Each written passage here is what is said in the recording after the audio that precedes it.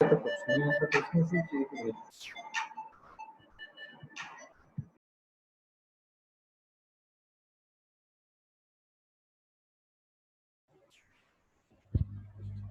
वालेकुम एवरीवन। आवाज़ आ रही है मेरी?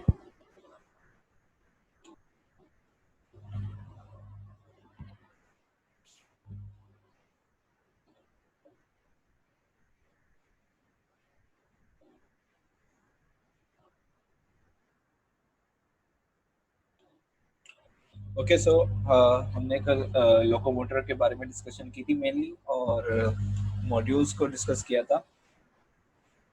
डिफरेंट मॉड्यूल्स जो कि हमारे फर्स्ट ईयर में हैं, और हर मॉड्यूल की थोड़ी थोड़ी डिटेल्स हमने पढ़ी थी और उसके बारे में हमने बात की। तो अब कुछ इम्पोर्टेंट टॉपिक्स रह गए हैं फर्स्ट ईयर के हवाले से। तो मैं बता दूं कि ना, हमारा जो डिस्कशन का मकसद है वो ये है कि ना, आफ्टर डूइंग दिस, और जो प्रेप लीव हमारा जो टारगेट है कि हम प्रेप लीव में पढ़ाई किस तरीके से करें और कौन से मॉड्यूल में कौन कौन से सब्जेक्ट कितनी कितनी अहमियत रखते हैं। इसके बाद जो हमारे सेशंस होंगे वो होंगे सब्जेक्ट्स के। जैसे फॉर एग्जांपल हम लोग पैथोलॉजी की बात कर रहे होंगे, या फिर हम लोग फिजियोलॉजी की बात कर रहे होंगे, या फिर हम लोग बायोकेमिस्ट्री की बात कर रहे होंगे, जो कि हमारा मेन टारगेट है, मेन फोकस है। इस वक्त हम जो कर रहे हैं वो सिर्फ और सिर्फ एक आइडिया लगा रहे हैं, आइडिया बना रहे हैं अपना कि हाउ टू स्टडी। और फर्स्ट ईयर से इस वजह से स्टार्ट लिया है कि मैं चाहता हूँ कि ना, फर्स्ट ईयर के स्टूडेंट जो कि अभी नए नए हैं, दे शुड नो कि आगे उनको क्या क्या फेस करना पड़ सकता है। जैसे बहुत सारे स्टूडेंट्स को बुक्स के बारे में प्रॉब्लम्स आ रही थी, बहुत सारे स्टूडेंट्स को डिफरेंट वेबसाइट्स के बारे में नहीं पता, और इनको पता लगता है जब फर्स्ट ईयर इनका हो जाता है, सेकंड ईयर में आगे पता लगता है। तो मुझे ऐसा लगता है कि ना, before first year you should know each and every thing जो कि आपको फ्यूचर के अंदर हेल्प करेगी। तो लेट्स स्टार्ट। सबसे पहले मैं ब्लड के बारे में बात करता हूँ, उसके बाद फिर हम कार्डियो की बात करेंगे, फिर रेस्पो की बात करेंगे, फिर at the end foundation module की बात करेंगे। सो एवरीवन इज रेडी, हम स्टार्ट करते हैं। ब्लड जो है, हेमाटोलॉजी, इसके अंदर कुछ इंपॉर्टेंट सब्जेक्ट्स हैं, और हर चीज़ आपस में इंटरलिंक्ड है, इंटरकनेक्टेड है। मैं हमेशा पैथोलॉजी से बात करता हूँ, और पैथोलॉजी के अंदर मैं एग्जांपल लेता हूँ एनीमियाज की। और एनीमियाज कितने इंपॉर्टेंट हैं एवरीवन नोस। और इसके बाद फिर हम देखते हैं प्लेटलेट डिसऑर्डर्स, और मेरे ख्याल से आप के पास वाइट ब्लड डिसऑर्डर्स हमारे टाइम पे तो नहीं करने थे हमने फर्स्ट ईयर में। तो आई थिंक कि ना, जो भी रिसेंट फर्स्ट ईयर है उनको वाइट ब्लड सेल डिसऑर्डर्स भी करने हैं। तो इस किसी को आइडिया है यहाँ पर इनको वाइट ब्लड सेल डिसऑर्डर करने हैं या नहीं करने हैं? क्योंकि न्यूप्लेजिया भी है, तो आई डोंट नो, इसके बारे में मुझे इतना आइडिया नहीं है कि इस साल का क्या है, करने हैं। ओके, चलो ठीक है। अब हम बात करते हैं कि ब्लड को जब हम पढ़ते हैं तो ब्लड के अंदर बहुत सारी चीज़ें रहती हैं। पहली चीज़, ब्लड एक कनेक्टिव टिश्यू है, और ये सर्कुलेट करता है, लिक्विड फॉर्म में होता है। ब्लड के अंदर बहुत सारी चीज़ें होती हैं। ब्लड के अंदर सेल्स होते हैं, ब्लड के अंदर प्रोटीन्स होती हैं, और ब्लड के अंदर कुछ मिनरल्स होते हैं, न्यूट्रिएंट्स होते हैं। ब्लड के अंदर गैसेस होती हैं, कार्बन डाइऑक्साइड होता है, ऑक्सीजन होता है, हाइड्रोजन होता है, सही है। और ब्लड के अंदर बफर सिस्टम होता है। अभी इनके बारे में इन डिटेल हम बात करेंगे, सही है। तो ब्लड है क्या? ब्लड के अंदर सेल्स होते हैं। सेल्स क्या है? Red blood cells, white blood cells, platelets, सही है। प्रोटीन्स की बात करते हैं। प्रोटीन्स कौन कौन सी हैं? प्रोटीन्स के अंदर है अपना ग्लोबुलिन प्रोटीन्स होती है, इसके अंदर एल्ब्यूमिन है, इसके अंदर हमारे पास कुछ प्लाज्मा प्रोटीन्स होती हैं, उसके अंदर डिफरेंट डिफरेंट मतलब हर किसी का अपना अपना रोल है। इसी तरह हीमोग्लोबिन है हमारे पास, हीमोग्लोबिन आरबीसी के अंदर होता है। अच्छा, अब ये जितने भी सेल्स है ना, तो सबसे पहला जो मेन इंपॉर्टेंट चीज है, यू शुड नो ये बनते कैसे हैं।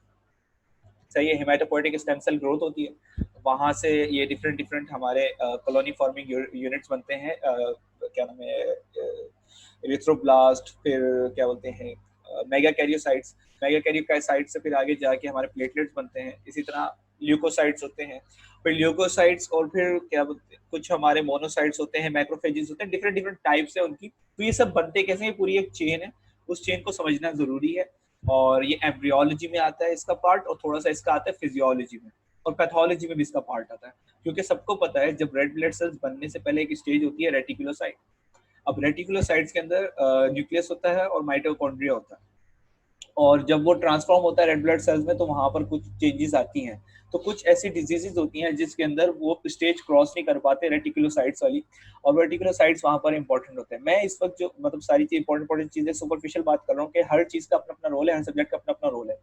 तो अगर फॉर एग्जाम्पल अगर आपको नहीं पता होगा रेटिकुलोसाइट्स क्या होते हैं, तो आपको ये नहीं पता होगा जब रेटिकुलोसाइट्स कम होंगे तो या बड़े हुए होंगे या कम होंगे उनकी वजह से क्या होगा। यहाँ पर एक बात हो गई कि ना ये बनते कैसे हैं, वाइट ब्लड सेल्स, प्लेटलेट्स और रेड ब्लड सेल्स।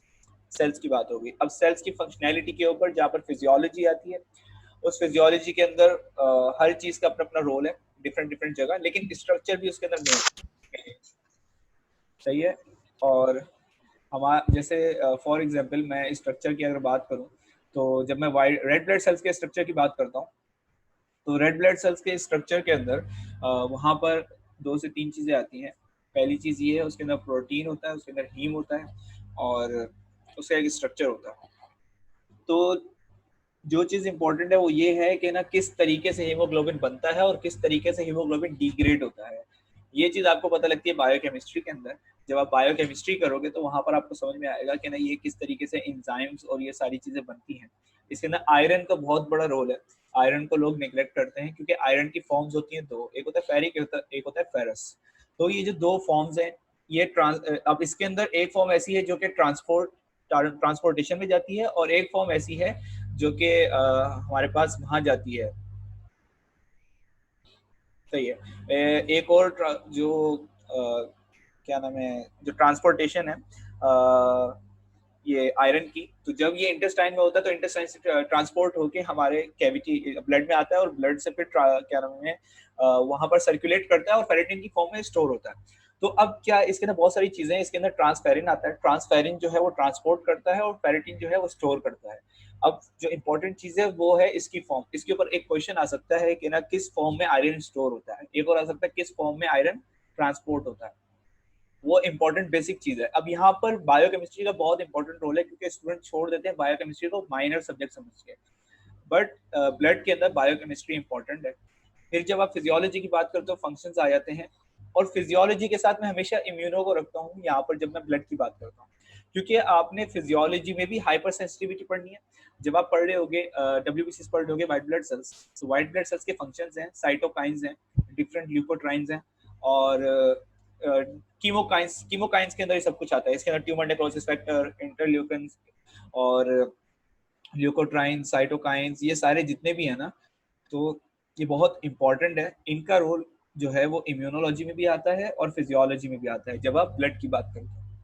इसीलिए वाइवा में अक्सर क्या होता है कि ना वो फिजियोलॉजी के स्टेशन पे भी आपसे हाइपर सेंसिटिविटी पूछते हैं, और आपके इम्यूनो के स्टेशन पे भी हाइपर सेंसिटिविटी पूछते हैं। इसीलिए मैं बोलूंगा कि ना जब आप फिजियो कर रहे हो उसी के साथ आपने इम्यूनो करना है। तो जो भी आपका शेड्यूल होगा, जो मैं अभी आपको बताऊंगा, तो उस जो भी आपका शेड्यूल होगा उसके अंदर आपने फिजियोलॉजी और इम्यूनोलॉजी आपस में एक साथ करनी है। क्योंकि वहां पर जब आप स्टार्ट करोगे पैथोलॉजी, तो पैथोलॉजी के अंदर आपने इन्फ्लेमेशन भी पढ़नी है, और इन्फ्लेमेशन के अंदर रोल बहुत है इम्यूनो का रोल, और बेसिकली व्हाइट ब्लड सेल्स के फंक्शंस का रोल है। क्योंकि उसकी डिफरेंट टाइप्स होती हैं, टू टाइप्स ऑफ इन्फ्लेमेशन है। यस, एक एक्यूट है और एक क्रॉनिक है। तो एक्यूट के अंदर डिफरेंट सेल्स काम करते हैं, और जो क्रॉनिक है, क्रॉनिक में डिफरेंट सेल्स काम करते हैं। इम्यूनोलॉजी की डिफरेंट डिफरेंट बुक्स हैं। मैं आपको बताता हूँ। एक बुक है एमआरएस, और एमआरएस जो है वो शॉर्ट बुक नहीं कह सकते उस चीज को, उसके अंदर बहुत चार्ट्स बने हुए, तो लोग यूजुअली वहां से करते हैं। और जो इम्यूनो की एक और बुक है जो कि अच्छे खासे लोग इस्तेमाल करते हैं, वो है लैंगमैन। लैंगमैन यूज करते हैं। उसके अंदर माइक्रोबायोलॉजी भी है और उसके अंदर इम्यूनोलॉजी भी है। लेकिन लेकिन अगर हमने शॉर्ट वे में करना है, because we don't have time, अगर आपके पास टाइम ज्यादा होता तो आप ये बुक्स यूज करते हैं। तो मैं ये रेकमेंड करता हूँ कि ना आप इम्यूनो के लिए वीडियोस देखो। सही है। आप ऑस्मोसिस पे जाओगे, ऑस्मोसिस चैनल है यूट्यूब पे, जो कि पैथोलॉजी समझाता है, लेकिन कभी कभी वो इम्यूनोलॉजी भी समझाता है और कभी कभी फिजियोलॉजी भी समझाता है। तो ये जो हाइपर सेंसिटिविटी वाली वीडियोस हैं, और इसके अलावा जो हमारे पास जब आप फिजियोलॉजी कर रहे होगे तो फिजियोलॉजी के अंदर कुछ इंपॉर्टेंट चीजें होती हैं, कॉम्प्लीमेंट प्रोटीन्स होती हैं। वो प्रोटीन्स के अंदर C3A, C3B आपने शायद पढ़ लिया होगा भी। तो वो प्रोटीन्स का बहुत इंपॉर्टेंट रोल होता है, क्योंकि वहां पर चीजें जो है ना वो चेंज हो रही होती हैं। Yes, Levinson. Levinson. Levinson. Wait एक मिनट। दो बुक्स हैं। एक मिनट, ये लैंगमैन की ही सीरीज है। लेविंसन जो है वो लैंगमैन की ही सीरीज है। और क्या नाम है, जो मेन, या जब आप बुक पे देखोगे तो वहां पर ऊपर लैंगमैन लिखा हुआ है और सबसे नीचे जो है वो लेविंसन लिखा हुआ है। लेविंसन बोला इस वजह से आता है क्योंकि लैंगमैन की ऑलरेडी बहुत सारी चीजें आती हैं। खैर, मैं लेविंसन ही है, लेविंसन से याद रखो, सही है। और अभी जो मैं बात कर रहा हूँ वो ये कर रहा हूँ, फॉर एग्जाम्पल आपके पास टाइम नहीं है तो what options are left for immuno, क्योंकि दूसरे सब्जेक्ट्स की मैंने बात कर ली थी। इम्यूनो के लिए जो इंपॉर्टेंट चीजें हैं वो ये है, एक एके लेक्चर जो मैंने कल बताया था, एके लेक्चर यूट्यूब पे है। आप सिर्फ एके लेक्चर के साथ, मैंने ब्लड ऐसे किया था कि ब्लड की इम्यूनो की बात कर रहा हूँ, तो मैंने एके लेक्चर सर्च किया था और साथ में इम्यूनोलॉजी लिखा था। उसने एक एक स्टेप मुझे सिखाया कि यार ये एक्टिव इम्यूनिटी क्या होती है, पैसिव इम्यूनिटी क्या होती है, और उसके अंदर जब आप चेक करते हो कि ना इन दोनों में फर्क क्या आता है। एक होता है मेमोरी, मेमोरी में स्टोर हो जाती है, सही है, इम्यून मेमोरी होती है कि ह्यूमरल इम्यूनिटी होती है और एक्वायर्ड इम्यूनिटी होती है, different different types of immunities हैं। और इन सब की इंपॉर्टेंस अपनी अपनी जगह है, उसको समझना बहुत जरूरी है क्योंकि उसमें डिफरेंस है किसी न किसी पॉइंट तक। जैसे अगर आप बात करें कि ह्यूमरल इम्यूनिटी में हमारे पास जो सेल्स यूज होते हैं वो लिम्फोसाइट्स होते हैं, T lymphocytes and B lymphocytes. और जब आप एक्वायर्ड इम्यूनिटी की बात करते हो तो उसके अंदर यूजुअली हमारे पास न्यूट्रोफिल्स और जो फैगोसाइटोसिस वाले सेल्स होते हैं वो होते हैं। तो ये दोनों, इन दोनों की फंक्शनैलिटी बिल्कुल डिफरेंट है।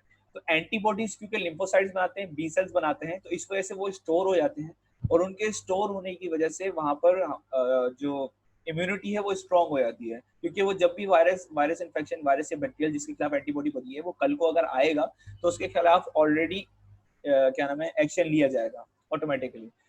अच्छा, दूसरी चीज के इम्यूनो, मैं बार बार बोल रहा हूँ क्योंकि मैं बता रहा हूँ अगर आपने इम्यूनो नहीं की तो आपका वाइवा क्लियर नहीं होगा, सही है। क्योंकि इम्यूनो के अंदर मेन चीज जो है वो हमारे पास यही सारी चीजें हैं। जब आप देखते हो इम्यूनो की बात करते हो तो इम्यूनो के अंदर हाइपर सेंसिटिविटी मोस्ट इंपॉर्टेंट है, और ब्लड का सबसे इंपॉर्टेंट टॉपिक जो है वो हाइपर सेंसिटिविटी है, सही है। एनीमियाज भी अपनी हद तक हैं, मतलब एनीमियाज को आप इग्नोर नहीं कर सकते हो, लेकिन हाइपर सेंसिटिविटी का पूरा केस आता है, सही है। वो टाइप 4 हाइपर सेंसिटिविटी का केस दे देंगे, वो बोलेंगे कि ना यार एक ही हमारे पास पेशेंट आया, उसको सेल मीडिएटेड क्या नाम है, उसको हाइपर सेंसिटिविटी थी, और इसको अब क्या था, और वो टीबी होता है। यूजुअली जो इसकी एग्जांपल होती है cell mediated hypersensitivity, type 4 hypersensitivity, इसका जो आंसर है वो है टीबी। अच्छा, मैं थोड़ा सा और हाइपर सेंसिटिविटी के बारे में बता दूं। What you need to know for hypersensitivity, पहली चीज क्या चीज इसको करती है, टाइप 1 हाइपर सेंसिटिविटी, इसकी एग्जांपल है एज्मा। एज्मा में ट्रिगरिंग फैक्टर होता है पॉलन्स। पॉलन्स मतलब एलर्जिक, कोई भी ऐसी चीज जिस बंदे को एलर्जी हो और उसके अंदर क्या नाम है, हाइपर सेंसिटिविटी टाइप 1 होती है। एलर्जी के सिलसिले में कौन सी हमारे पास इम्यूनोग्लोबुलिन्स निकलते हैं, आईजीई। आईजी इम्यूनोग्लोबुलिन ई निकलता है, जो कि बनता है, मास्ट सेल्स होते हैं और बहुत सारी इसके अंदर चीजें होती है, but you need to know the immunoglobulin. Immunoglobulin कौन सा है टाइप 1 हाइपर सेंसिटिविटी में, टाइप 2 में कौन सा है, टाइप 3 में कौन सा है, टाइप 4 में कौन सा है। तो पहली चीज क्या याद रखनी है कि ना कौन सा ट्रिगरिंग फैक्टर है, कौन सी ऐसी चीज है जो कि रिप्रेजेंट करती है इस पूरे सिनेरियो को, इस पूरी हाइपर सेंसिटिविटी की टाइप। टाइप 1 के अंदर कोई भी एलर्जिक, वो हमारे पास पोलन ग्रेन हो सकता है, कोई भी चीज, परफ्यूम्स हो सकते हैं, कोई भी चीज हो सकती है जो कि ट्रिगर कर रही है, तो उससे वो पूरा रिप्रेजेंट हो जाएगा। जैसे फॉर एग्जाम्पल आपके पास केस आया कि a girl of age 16 years, उसको एकदम से क्या नाम है, she had a cough and allergic reaction, सही है। अब उसकी हिस्ट्री के अंदर दिया हुआ होगा कि ना उसने परफ्यूम यूज किया था, सही है। अब आपका माइंड तो जाना चाहिए डायरेक्टली टाइप 1 हाइपर सेंसिटिविटी की तरफ, क्योंकि उसको कफ हुआ, उसको एलर्जिक रिएक्शन है, साथ साथ एक ट्रिगरिंग फैक्टर भी मौजूद था। उसकी हिस्ट्री में बताया होगा कि उसको एलर्जी थी उस चीज से, परफ्यूम से। तो वो आपको पता होना चाहिए कि नहीं, ये टाइप 1 हाइपर सेंसिटिविटी की तरफ हम जा चुके हैं। अब आपको ये पता होना चाहिए इसमें कौन सी एंटीबॉडी या फिर इम्यूनोग्लोबुलिन होता है। इम्यूनोग्लोबुलिन ई होता है, आईजीई, ये चीज याद रखो टाइप 1 हाइपर सेंसिटिविटी में। आईजीई के बाद फिर आती है एग्जांपल्स। एग्जांपल्स में आपके पास एज्मा, एज्मा के बाद एनाफिलेक्टिक शॉक है। ये चीज इंपॉर्टेंट है टाइप 1 हाइपर सेंसिटिविटी के लिए। इसी तरह जब आप टाइप 2 की बात करते हो तो टाइप 2 को एग्जाम्पल जब आप देखोगे तो एग्जाम्पल्स हैं कि ना, जो इरिथ्रोब्लास्टोसिस फेटालिस होता है, उसके अंदर क्या होता है कि जब एक बच्चा होता है वो क्या R H negative, R H positive होता है, तो अम्मी जो मदर है, मदर जो है आर एच नेगेटिव है, मदर आर एच नेगेटिव है, तो और एंटीबॉडीज बन जाती हैं आर एच पॉजिटिव बच्चे की तरफ। बच्चे के लिए उसके खिलाफ, तो वो एंटीबॉडीज जाके वो सेल्स मारना शुरू कर देती हैं। ये एक इम्यून रिएक्शन है, ऑटो इम्यून रिएक्शन है कि अपने ही सेल्स को मारना शुरू कर दिया बेसिकली। तो ये ऑटो इम्यून जहां पर भी बात आएगी वहां पर टाइप 2 हाइपर सेंसिटिविटी है। अब ये बात आती है कि ये ऑटो इम्यून है, एग्जाम्पल आपको पता लग गई, बीच के अंदर बच गई ऑटो एंटीबॉडी। अब इसके अंदर जहां तक मुझे याद है आईजीजी और आईजीएम का रोल होता है, सही है। और इसके बाद फिर आप जाते हो टाइप थ्री हाइपर सेंसिटिविटी जो है वो इम्यून कॉम्प्लेक्स। अब इम्यून कॉम्प्लेक्स ये होता है कि ना, फॉर एग्जाम्पल एक आपको किसी को भी स्नेक बाइट हुआ, स्नेक बाइट के खिलाफ आपने कोई दवाई खाई, तो ये इस तरह की कोई चीज। अब वो क्या हुआ कि ना, वो एंटीबॉडी थी, एंटीबॉडी ने इस वेनम को अटैक किया हुआ, सही है, वेनम को अटैक किया हुआ है। तो अब क्या होगा कि जो, क्योंकि वेनम जो है वो ब्लड को इन्फेक्ट करता है, सही है, तो वहां पर एंटीबॉडी आ चुकी है। अब ये जो पूरा एक बन चुका ना, ये एंटीबॉडी कॉम्प्लेक्स बन चुका है, सही है। एंटीजन एंटीबॉडी कॉम्प्लेक्स, ये इम्यून कॉम्प्लेक्स लाता है। एंटीजन एंटीबॉडी कॉम्प्लेक्स, एंटीजन वो होती है जो कि बाहर से आती है आपकी बॉडी में, और आपकी बॉडी और वो, या आपकी बॉडी में भी होती है, लेकिन वो एक्सटर्नल एंटीजन है। जो बाहर से आ रहा है वो एक्सटर्नल एंटीजन है, इंटरनल एंटीजन अलग है। जिस तरीके से आप पढ़ते हो blood group A, blood group B, blood group C, ये एंटीजन होती हैं जो वो रिप्रेजेंट करती हैं कि ना ये यहाँ की एंटीजन है। अब फॉर एग्जांपल किसी का ब्लड ग्रुप ए है, उसको हम ब्लड ग्रुप बी नहीं देते। क्यों नहीं देते? क्योंकि उसके ब्लड ग्रुप ए में उसके खिलाफ एंटीबॉडीज बनी है जो कि एंटीजन है ब्लड ग्रुप बी में, सही है। अब क्या होगा कि ना, फॉर एग्जांपल स्नेक बाइट हुआ, सही है, एंटीजन आई, एंटीजन के खिलाफ एंटीबॉडी बनी, अब ये पूरा जो है ना वो एक इम्यून कॉम्प्लेक्स बन चुका है। अब ये फॉर एग्जांपल कहीं जाके डिपॉजिट होता है, तो ये कहीं पर भी जाके डिपॉजिट हो सकता है। जैसे ब्लड ब्लड वेसल्स होती हैं, ब्लड वेसल्स की वॉल पे जाके अगर अटैच होगा तो एक वो फॉरेन बॉडी की फॉर्म में लेगा, उसके खिलाफ इम्यून अटैक होगा। ये जो उसके खिलाफ इम्यून अटैक हो रहा है, ये बेसिकली टाइप 3 हाइपर सेंसिटिविटी है। समझ में आया आप लोगों को? कि जिस तरीके से फॉर एग्जांपल ब्लड था, इन्फेक्टेड था, उसके ऊपर एंटीजन थी, एंटीजन जो थी वो स्नेक बाइट की थी। अब जब वो उसके खिलाफ एंटीबॉडीज बनी तो वो एक इम्यून कॉम्प्लेक्स की शक्ल ले ली। अब वो जाके एक जगह लगा तो एक फॉरेन बॉडी दिख रहा है, उसके खिलाफ हमारी बॉडी ने इम्यून रिएक्शन दिया और उसको डिस्ट्रॉय करना शुरू कर दिया। ये टाइप 3 हाइपर सेंसिटिविटी है। कहने का मकसद सिर्फ इतना है, you only need to know 3 things. Triggering factor क्या है, वो चीज रिप्रेजेंट क्या करती है, उसकी एक दो आपको एग्जांपल्स पता होनी चाहिए, और एक चीज आपको पता होना चाहिए कि ना इसके पीछे कौन कौन सी एंटीबॉडीज हैं। इस तरीके से आपने हाइपर सेंसिटिविटी करनी है, और ये करना आप लोगों ने मेरे ख्याल से थोड़ा बहुत समझ में आ गया होगा। जितनी भी आप वीडियोस देखोगे उसके अंदर इसी के बारे में बात किया जा रहा होगा, बट थोड़ा डिटेल में। थोड़ा इम्यून इतना आसान नहीं है, थोड़ा डिटेल में कि इसके अंदर टी सेल्स का क्या रोल है, इसके अंदर मास सेल्स का क्या रोल है, इसके अंदर मैक्रोफेजेस का क्या रोल है, इसके अंदर एंटीबॉडीज किस तरीके से बनेगी, पी सेल्स कहाँ से आएंगे, तो वो पूरा एक चेन है, अच्छी खासी चीजें हैं। तो इम्यूनो खुद एक वास्ट सब्जेक्ट है अगर आप बात करें। मेरे ख्याल से इम्यूनो को एक अलग मॉड्यूल होना चाहिए, लेकिन अब जब आपको पढ़ा रहे हैं तो उसके हिसाब से मैं यही बोलूंगा कि फिजियोलॉजी और इम्यूनो को साथ लेके चलें। बायोकेमिस्ट्री की हमने बात की, तो बायोकेमिस्ट्री के अंदर जो इंपॉर्टेंट चीजें आती हैं वो आती है कि जैसे ऑक्सीजन हीमोग्लोबिन डिसोसिएशन कर्व, ये बहुत इंपॉर्टेंट है। कल हमने बात की थी थोड़ी बहुत रेस्पो के बारे में। ये इसलिए इंपॉर्टेंट है क्योंकि इसके अंदर राइट शिफ्ट आता है तो लेफ्ट शिफ्ट आता है। ये होता है सर्टेन ट्रिगरिंग फैक्टर के ऊपर।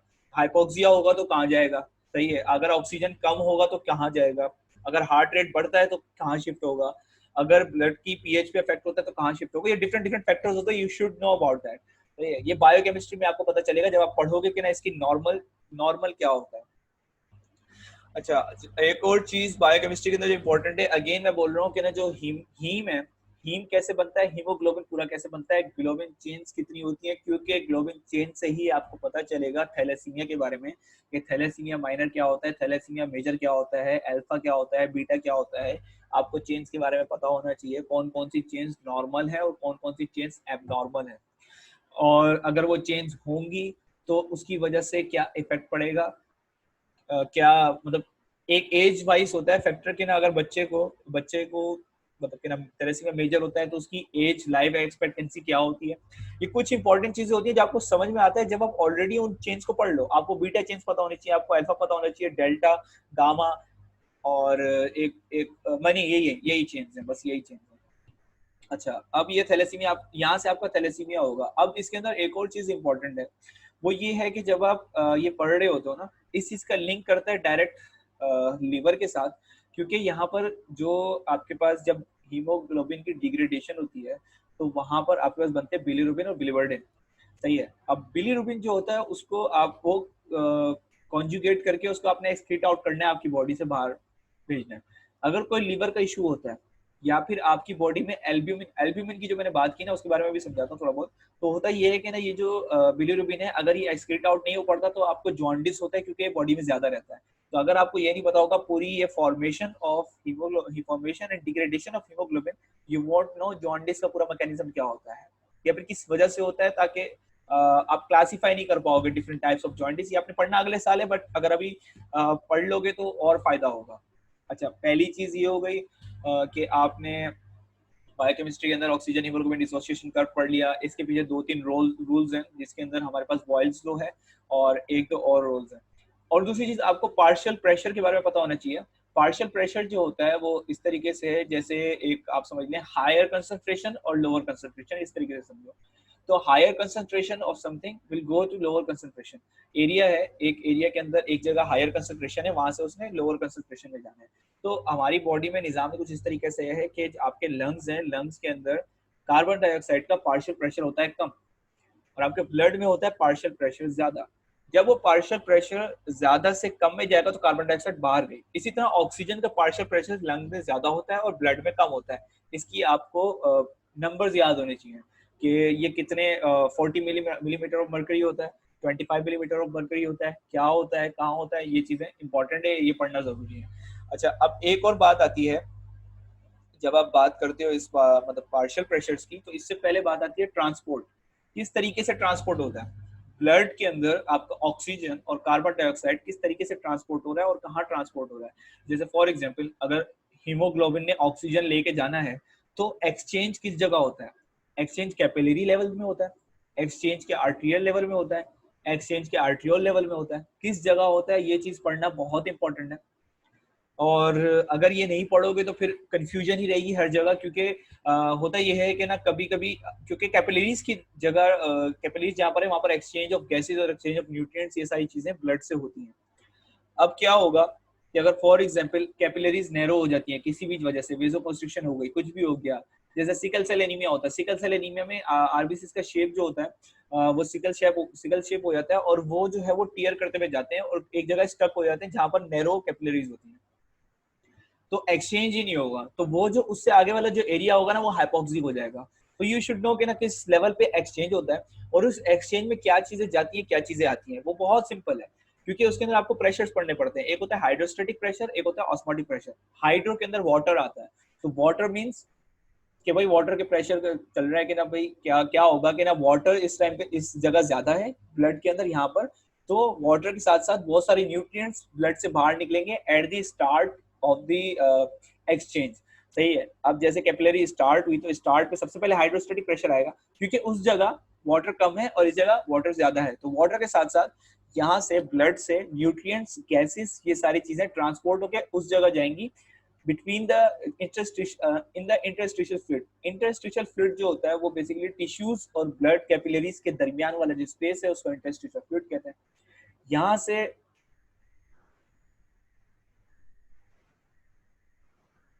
या Najeeb explains well, Najeeb physiology बहुत अच्छा पढ़ाता है। अब यहाँ से जब ये एक्सचेंज करेगा तो उसके बाद उस जगह पर वाटर की क्वांटिटी ज्यादा होगी, तब आएगा osmotic pressure. Osmotic pressure again वहां से वाटर को और दूसरे न्यूट्रिएंट्स को वापसी लाएगा। ये पूरा एक मैकेनिज्म है, तो you should know this whole mechanism of transport, partial pressure, gases, कौन कौन सी गैस होती है, ये सब कुछ। अब आए थे पैथोलॉजी के ऊपर। पैथोलॉजी के अंदर डिफरेंट डिफरेंट चैप्टर्स आपको पढ़ने हैं। Different types of anaemias, blood disorders की बात करता हूँ।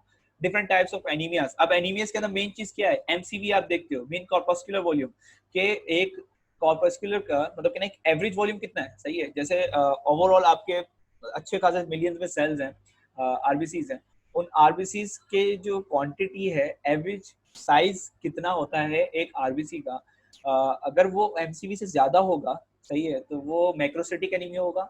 अगर वो उस साइज से छोटा होगा तो वो माइक्रोसाइटिक एनीमिया होगा। अगर वो उसी साइज में होगा लेकिन ओवरऑल ब्लड का वॉल्यूम कम है तो वो नॉर्मोसिटिक एनीमिया होगा। ये टाइप्स है पूरी, ये चीज है आरबीसी इंडाइसिस। इसको मैंने लास्ट में इस वजह समझाना था क्योंकि आरबीसी इंडाइसिस को लोग हल्का इस वजह से समझते हैं कि नहीं यार हम एंड में पढ़ लेंगे। अगर आप वो पढ़ोगे ही नहीं ना, आपको कोई डिजीज समझ में नहीं आएगी। अगर आरबीसी इंडाइसिस नहीं पता, आपको कोई डिजीज समझ में नहीं आएगी। अगर आपको ये नहीं पता कि एमसीएचसी क्या होता है, आपको ये नहीं पता कि इसका मतलब कि ना हिमेटोक्रिट क्या होता है और हीमोग्लोबिन क्या होता है, हिमेटोक्रिट और हीमोग्लोबिन में क्या फर्क है, बहुत बड़ा फर्क है। लेकिन कुछ लोग इस चीज को कंफ्यूज कर देते हैं कि नहीं यार हिमेटोक्रिट अच्छा आरबीसी है, सही है, अच्छा तो वो हमारे पास हीमोग्लोबिन क्या है, तो इस तरह कंफ्यूज कर देते हैं, बोथ आर डिफरेंट। तो ये सारी टर्म्स याद करना जरूरी है, आपकी फिंगर टिप्स में होनी चाहिए। टीचर आपसे इस चीज के बारे में पूछे और आपको नहीं पता होगा तो फिर इश्यू हो जाएगा। जितनी आप डिजीजेस के रट्टे लग जाए, सब कुछ हो जाए, समझ में आए या ना आए, आप याद कर लोगे उस चीज को। लेकिन मुझे ऐसा लगता है आरबीसीज इंडाइसिस फिजियोलॉजी के अंदर मोस्ट इंपॉर्टेंट है, वो करना बहुत जरूरी है, क्योंकि उसी के हिसाब से आपको फंक्शनैलिटी पता चलेगी पूरी। तो पैथोलॉजी के अंदर ये आपका पूरा चैप्टर है और इसी आरबीसी इंडाइसिस के अराउंड घूमता रहता है। कुछ और फैक्टर आते हैं, वो आता है हमारे पास जब आप विटामिन बी 12 डेफिशिएंसी के ऊपर जाते हो, जब मेगेलोब्लास्टिक एनीमिया आता है। मेगेलोब्लास्टिक एनीमिया के पीछे जो रोल है वो कुछ चीजों का है। विटामिन बी 12 होता है, और अगर उसकी कमी हो जाए तो उसकी वजह से क्या होता है, तो आपको ये पता होना चाहिए। आयरन की ट्रांसपोर्ट के बारे में मैंने पढ़ा था, वो आ गया यहाँ पर। यहाँ पर आपका क्या बोलते हैं, विटामिन बी 12 की डेफिशिएंसी होगी तो इंट्रिंसिक फैक्टर का इशू होगा, और वो स्टमक के बाद जो है वो इंट्रिंसिक फैक्टर नहीं निकलेगा और आयरन को बाइंड नहीं कर पाएगा, और आपका आयरन जितना आप ले रहे हो बॉडी में वो सब जाया हो जाएगा। तो ये सारी चीजें पढ़ना जरूरी है। Transport of iron, RBC indices, hypersensitivity, और oxygen haemoglobin dissociation curve, transport of gases, transport of nutrients, capillary level, hydrostatic pressure, osmotic pressure, पूरा ब्लड इसके अराउंड रिवॉल्व करता है। सही है। अब मेन चीज आते हैं प्लेटलेट्स के ऊपर। प्लेटलेट्स थोड़े से कंफ्यूजिंग हो जाते हैं, क्योंकि प्लेटलेट्स के अंदर डिफरेंट डिफरेंट लेवल के ऊपर डिफरेंट डिफरेंट चीजें हो रही होती हैं। एक होता है डीआईसी, और क्या नाम है, डीआईसी थोड़ा कंफ्यूजिंग हो जाता है, हर कोई इसको पढ़ता भी नहीं, बोलते हैं यार इसको एंड में पढ़ेंगे। उसके बाद हमारे पास कुछ और चीजें आती हैं, जिस तरह कुछ ब्लीडिंग डिसऑर्डर्स होते हैं। एक और इसी प्लेटलेट की जब हम बात करें तो प्लेटलेट्स की फिजियोलॉजी भी पता होनी चाहिए कि कोगुलेशन फैक्टर्स क्या है, कोगुलेटिव फैक्टर्स क्या है और कितने होते हैं। और इसको अगर फैक्टर्स के ऊपर आप जाएं तो पाथवेज होते हैं बहुत सारे, इंट्रिंसिक पाथवे होता है, एक्सट्रिंसिक पाथवे होता है, उन सबका रोल है। क्योंकि डिसऑर्डर्स ही उसी तरीके से डिजाइन हुए हुए हैं, हमें जो पढ़ाया जाता है उसके डिसऑर्डर्स ही उसी तरीके से। अगर इंट्रिंसिक फैक्टर्स में कुछ इशू आएगा तो कुछ और होगा, अगर एक्सट्रिंसिक फैक्टर में कुछ इशू आएगा तो कुछ और होगा, और उसकी मैनेजमेंट भी डिफरेंट होगी। क्योंकि जब आप डिजीज पढ़ते हो तो डिजीज के अंदर आप देखते हो कि ना सर्टेन फैक्टर्स की डेफिशिएंसी है, फैक्टर 8 की डेफिशिएंसी है, या फिर कुछ और है। आपको ये पता होना चाहिए प्लेटलेट्स के अंदर क्या क्या चीजें होती हैं। प्लेटलेट्स के अंदर वेसिकल्स होते हैं, वेसिकल्स के अंदर कुछ केमिकल्स बाउंड होते हैं, उसके अंदर कार्बन डाइऑक्साइड भी होता है, उसके अंदर आपके पास कैल्शियम भी होता है, उसमें बहुत सारी चीजें होती है जो कि निकलती हैं बाहर, और वो अट्रैक्ट करती हैं डिफरेंट स्टिमुलस, वो स्टिमुला प्रोवाइड करती है डिफरेंट प्लेटलेट्स को। फिर इसके अंदर एक और इम्पोर्टेंट वर्ड आता है जो कि है वॉन विलिबेंट फैक्टर। ये बहुत इंपॉर्टेंट है, ये बोलना थोड़ा मुश्किल हो जाता है स्टार्ट में, लेकिन ये बहुत इंपॉर्टेंट वर्ड है। इसको याद रखो कि ये होता क्या है, ये निकलता कहाँ से है, इसकी वजह क्या होती है, और अगर इसकी कमी होगी तो क्या होगा। तो आप देखेंगे ना, फिजियोलॉजी, पैथोलॉजी, बायोकेमिस्ट्री, ये सब इंटरलिंक्ड है। तो ऐसा नहीं है कि ना कोई सब्जेक्ट इंपॉर्टेंट है या नहीं है, ऐसा बिल्कुल भी नहीं है। You have to study each and everything. मैंने एम्ब्रियो का बता दिया, एम्ब्रियो से कहाँ लिंक आएगा, जब एम्ब्रियो में जेनेटिक कोई इस तरह की कोई चीज होती है, सही है, वहां पर रेटिकुलोसाइट्स की हमने बात की। इसी तरह कभी कभी ऐसा होता है कि ना मेगा कैरियोसाइट जो है वो ट्रांसफॉर्म नहीं हो पाते प्लेटलेट्स में, वहां पर फिर कुछ इशू आता है। इसी तरह व्हाइट ब्लड सेल्स के अंदर कुछ इशू आता है, कोई भी ऐसी डिजीज, कोई भी ऐसी चीज जो कि वहां पर लिंक करती हो एम्ब्रियोलॉजी के साथ। तो आप ये देखोगे embryo, anatomy, physio, biochem and pathology सब आपस में इंटरकनेक्टेड है। समझ में आया सबको? अगर कोई क्वेश्चन है तो you can ask, then will talk about pharma and move to Respo.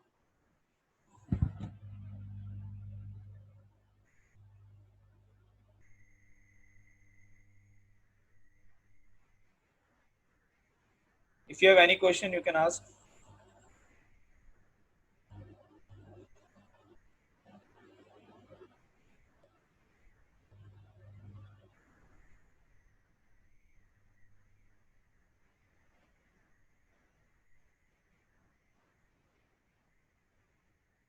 समझ में आया सबको, नहीं आया?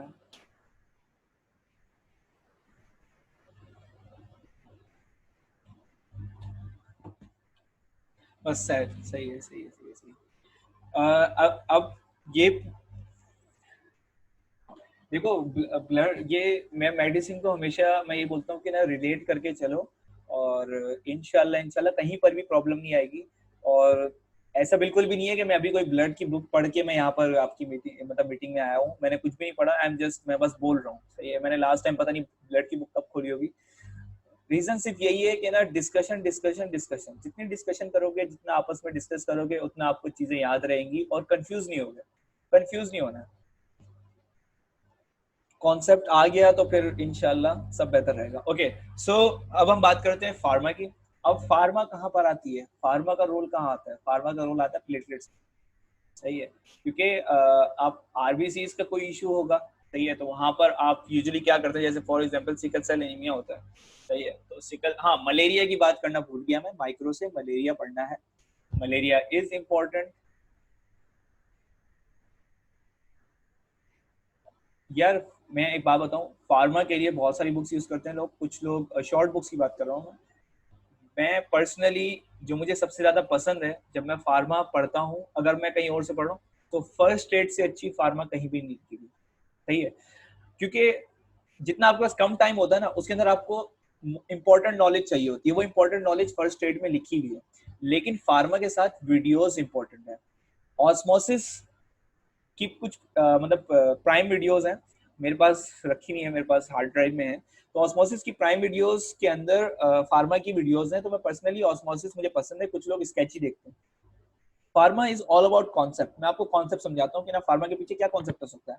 हम लोग मतलब फार्मा तो रट्टा है, फार्मा के अंदर तो सिर्फ ड्रग्स हैं, उसके अंदर तो हमें बस ये पता होना चाहिए फार्मा कितने कितने मिलीग्राम हमने देना है और क्या क्या चीजें हमने देनी है, वो बस हमें ये पता है।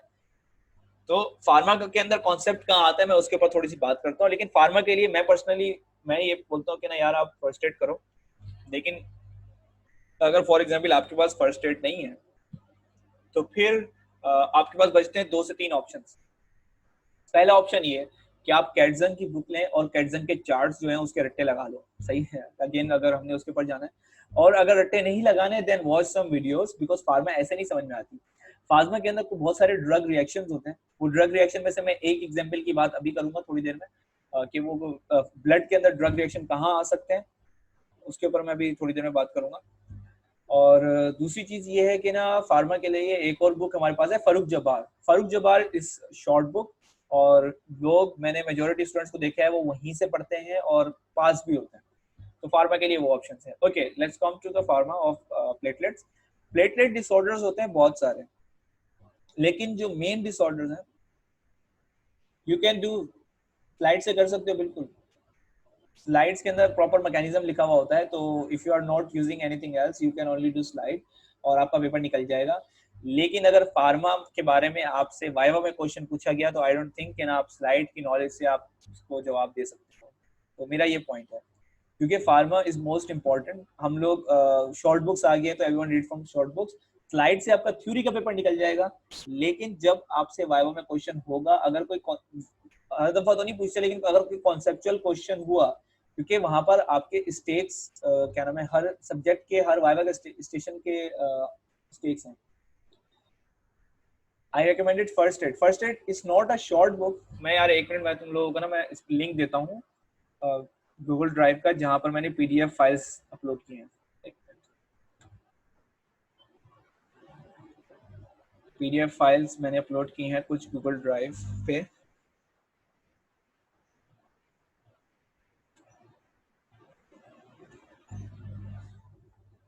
गूगल ड्राइव,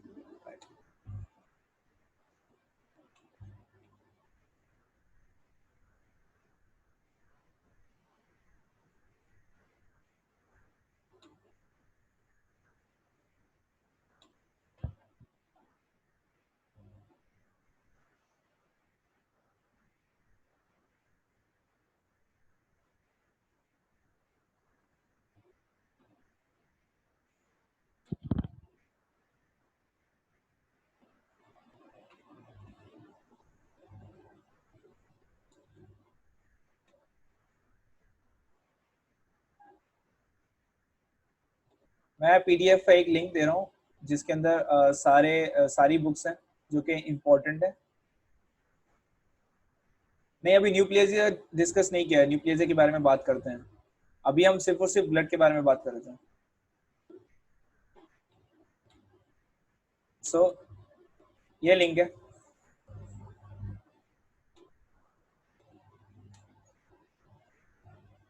मेरे पास जितनी पीडीएफ बुक्स थी मैंने सभी अपलोड की हुई हैं। अगर आपके पास वाइट ब्लड देखें, जब आप इसकी बात करते हैं ना, मैं अगेन पैथोलॉजी के इंपॉर्टेंट पॉइंट्स की बात करता हूँ, इंपॉर्टेंट टॉपिक्स। पहला आपका इंपॉर्टेंट टॉपिक है एनीमिया। दूसरा आपका इंपॉर्टेंट टॉपिक है जो हमारे पास हीमोलिटिक एनीमिया। कुछ लोग एनीमिया को सीरियस समझते हैं, माइक्रोसिटिक मैक्रोसिटिक नॉर्मोसिटिक खत्म नहीं, हीमोलिटिक एनीमिया भी एक चीज होती है। हीमोलिटिक एनीमिया होता है एक नॉक्टर्नल, मुझे याद नहीं आ रहा पूरा नाम इसका, नॉक्टर्नल। और इसके अंदर क्या होता है कि ना, जो स्टूडेंट, जो मतलब कि ना स्टूडेंट बोल रहा हूँ, जो पेशेंट होता है, वो पेशेंट जब सो के उठता है ना, तो उस टाइम पे उसको ब्रेथ में प्रॉब्लम होती है। अच्छा, उसके अलावा व्हाइट ब्लड सेल्स जहाँ पर आते हैं ना, तो व्हाइट जब आप क्योंकि आप व्हाइट ब्लड सेल्स करने, व्हाइट ब्लड सेल्स के अंदर काफी इंपॉर्टेंट चीजें हैं। उसके अंदर लिम्फोमा है, हॉजकिन लिम्फोमा। अगेन क्योंकि मैंने नहीं दिया तो मुझे इतना नहीं पता, लेकिन मैंने थर्ड ईयर में मैंने ये किया था व्हाइट ब्लड सेल्स। तो उसके अंदर लिम्फोमा होते हैं। लिम्फोमस की टाइप्स होती हैं, जिसके अंदर हॉजकिन लिम्फोमा है, नॉन हॉजकिन लिम्फोमा है। हॉजकिन लिम्फोमा की कुछ सर्टेन सब टाइप्स होती हैं। तो ये कुछ इंपॉर्टेंट चीजें। इसके अलावा होता है क्रॉनिक माइलाइड ल्यूकीमिया। ल्यूकीमिया इंपॉर्टेंट है, व्हाइट ब्लड सेल्स है। और सीएमएल जो है वो मोस्ट इंपॉर्टेंट है, क्योंकि अच्छा, पढ़ना क्या क्या है आपको ये पता होना चाहिए, क्या क्या हो रहा है, कौन सी जीन पे क्या हो रहा है, ट्रांसलोकेशन हो रही है, ट्रांसडिलीशन हो रही है। अच्छा, मीटिंग खत्म होने वाली है, वी विल रीस्टार्ट। 2 से 3 मिनट है, तो जैसे ही खत्म हो रीस्टार्ट करनी है। तो व्हाइट ब्लड सेल्स होते हैं, तो व्हाइट ब्लड सेल्स के अंदर डिसऑर्डर्स में डिफरेंट डिफरेंट चीजें होती हैं। इसके अंदर ल्यूकीमियाज होते हैं, इसके अंदर लिम्फोमाज होते हैं। आपको सब पढ़ना है, बट उसके अंदर कुछ चीजें इंपॉर्टेंट है that you need to remember. कौन सी जगह पर ट्रांसलोकेशन हो रही है, कौन सी जगह पर ट्रांसडिलीशन हो रही है। अच्छा, एक और इम्पॉर्टेंट चीज है, जो हमारा इसके अंदर कुछ वायरस का रोल होता है हमारे पास। जब आप व्हाइट ब्लड सेल डिसऑर्डर्स की बात करते हो, जिसके अंदर आता है साइटोमेगेलो वायरस। सही है, CML, cytomegalo, CMV, sorry CMV. CMV होता है, साइटोमेगेलो वायरस होता है। और एक और भी एक क्या नाम है, इन्फेक्शन होता है। उस इन्फेक्शन में हमारे पास ये व्हाइट ब्लड सेल्स के डिसऑर्डर्स होते हैं। तो ये वो कुछ इंपॉर्टेंट चीजें हैं जो कि व्हाइट ब्लड सेल्स के हिसाब से करनी चाहिए, जिसके अंदर है कि क्योंकि कुछ जेनेटिक होता है, जिससे ट्रांसलोकेशन ट्रांसडिलीशन होते हैं, कुछ इन्वायरमेंटल फैक्टर्स होते हैं। ये पता होना चाहिए कि ना किस वजह से क्या हो सकता है व्हाइट ब्लड सेल्स के अंदर। हॉजकिन लिम्फोमा, क्योंकि हॉजकिन लिम्फोमा आप आगे पढ़ोगे बहुत ज्यादा, और हर जगह रिलेट कर रहा होता है कहीं ना कहीं। कोई एक ऐसी डिजीज होती है जो कि रिलेट करती है वहां पर। आप लोगों ने एक गुड ड्राइव का लिंक खोला है, इसको सेव कर लो। इसके अंदर सारी बुक्स के पीडीएफ अपलोडेड है। जो जो आपको बुक चाहिए, फर्स्ट एड भी इसके अंदर अपलोडेड है। जो लोग बोल रहे थे फर्स्ट एड क्या है, इसके अंदर मैंने फर्स्ट एड भी अपलोड की हुई है। तो आप डिफरेंट डिफरेंट इसके अंदर फोल्डर्स बने हैं। तो जब आप जाएंगे तो शॉर्ट बुक रिव्यूज हैं, डिफरेंट शॉर्ट बुक्स हैं इसके अंदर। मैं एक मिनट स्क्रीन शेयर करता हूँ।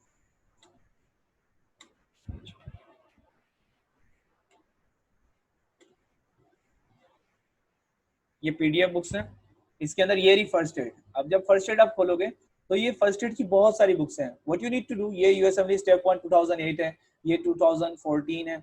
इसके बाद फिर आपके पास टू सीएस है। सीएस सी के आप नहीं करना, आपने नहीं करना है, आपने सिर्फ और सिर्फ फर्स्ट एड करनी है। ये वाली जो दो है, अगर आप बुक खरीद ली है तो अच्छी बात है। ये मेरे पास पुराने वर्जन थे 2014 और 2008 वाले। ये बुक्स दो, इनको चेक कर लो कि ना मैं क्या, मतलब जो मैं इतने दिनों से बोल रहा हूँ कि ना आपने फर्स्ट एड करना जरूरी है। तो आपको खुद ही आइडिया हो जाएगा कि ना फर्स्ट एड इज इम्पोर्टेंट। सही है। और प्लेटलेट्स के अंदर जो इम्पोर्टेंट है, दो किस्म के डिसऑर्डर्स होते हैं प्लेटलेट के। एक प्राइमरी थ्रोम्बोसाइटोपिनिया होता है और सेकेंडरी थ्रोम्बोसाइटोपिनिया।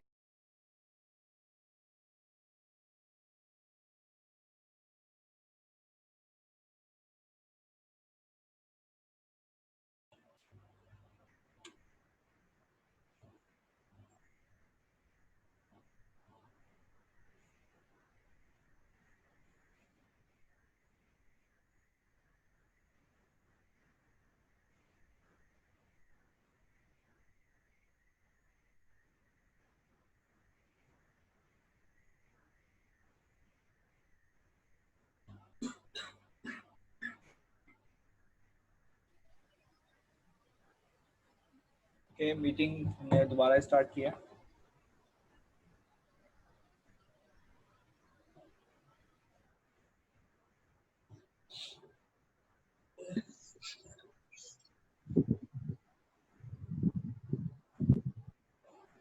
सही है। Let's start again.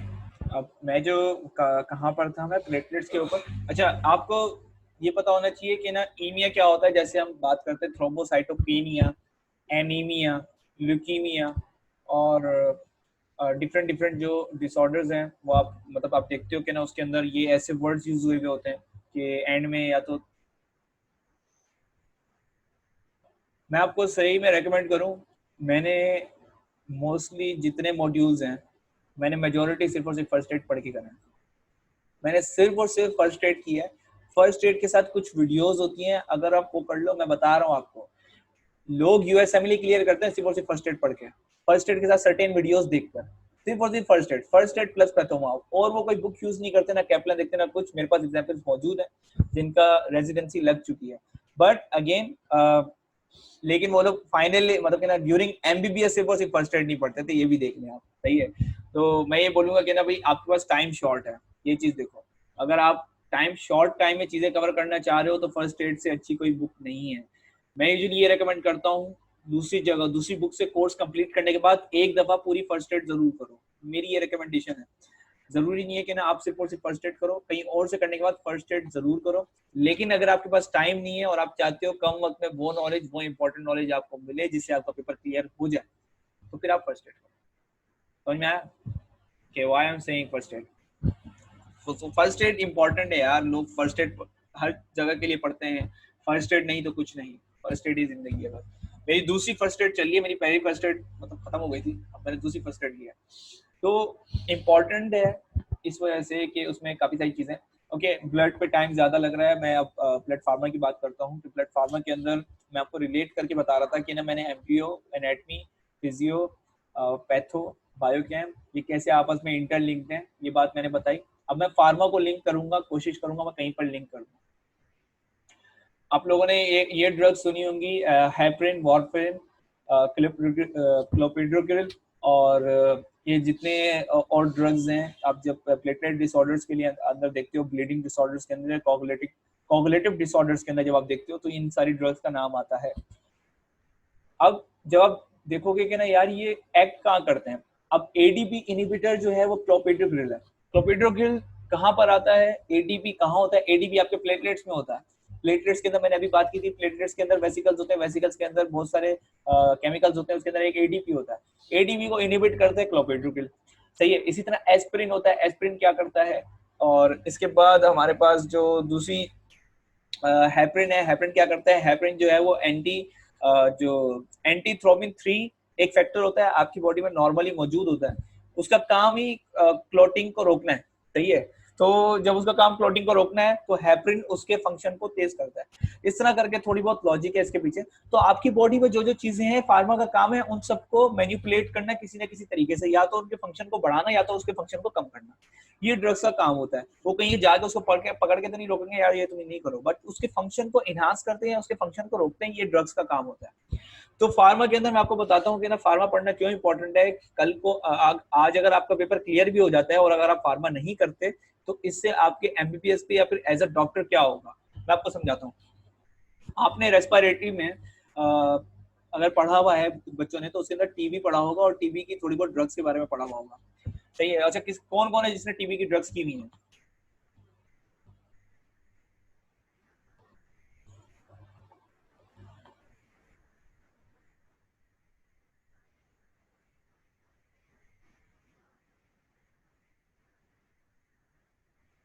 मैं बता रहा हूँ आपको वाई नहीं की ना। अच्छा, मैं आपको समझाता हूँ। टीबी की ड्रग्स का फॉर्मूला है राइप, RIPE, राइप।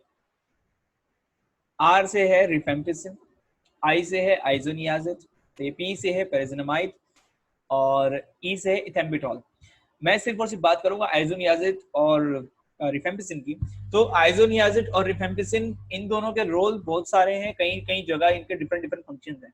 लेकिन एक ऐसी चीज ये करते हैं कि अगर आपको वो नहीं पता होगा और आपको ये नहीं पता होगा कि ना वो जाके क्या कर सकता है तो फिर आप कंफ्यूज हो जाओगे। मैं बताता हूँ। साइटोक्रोम P450 आपकी बॉडी में एक एंजाइम होता है जिसको इंड्यूस करता है रिफेम्पिसिन।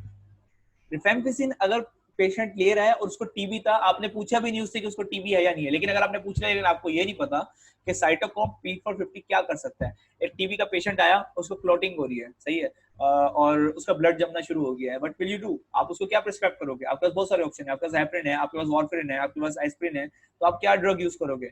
यहीं पर तो सारी इंपॉर्टेंट चीजें आती हैं। अब क्या होगा कि ना, फॉर एग्जाम्पल अगर आपने वारफेरिन दे दिया, आपने बंदा मार दिया, he will die, सही है, आपने उसको वारफेरिन दिया, वारफेरिन का काम तो क्लॉटिंग रोकना था, तो बंदा कैसे मर गया? मैं आपको समझाता हूँ। वारफेरिन जो है, ये मैं जवाब दे रहा हूँ निम्रा कि सो ड्रग्स वर्किंग याद भी करनी है, डाइजेशन भी याद करनी है, स्टफ और मैकेनिज्म भी, ये मैं बताता हूँ क्यों, और ये कितना आसान है करना वो भी बताता हूँ फार्मा के लिए। ये आपको थ्रू आउट जब तक फार्मा पढ़ोगे इंशाल्लाह तब तक आपको काम में रहेगा।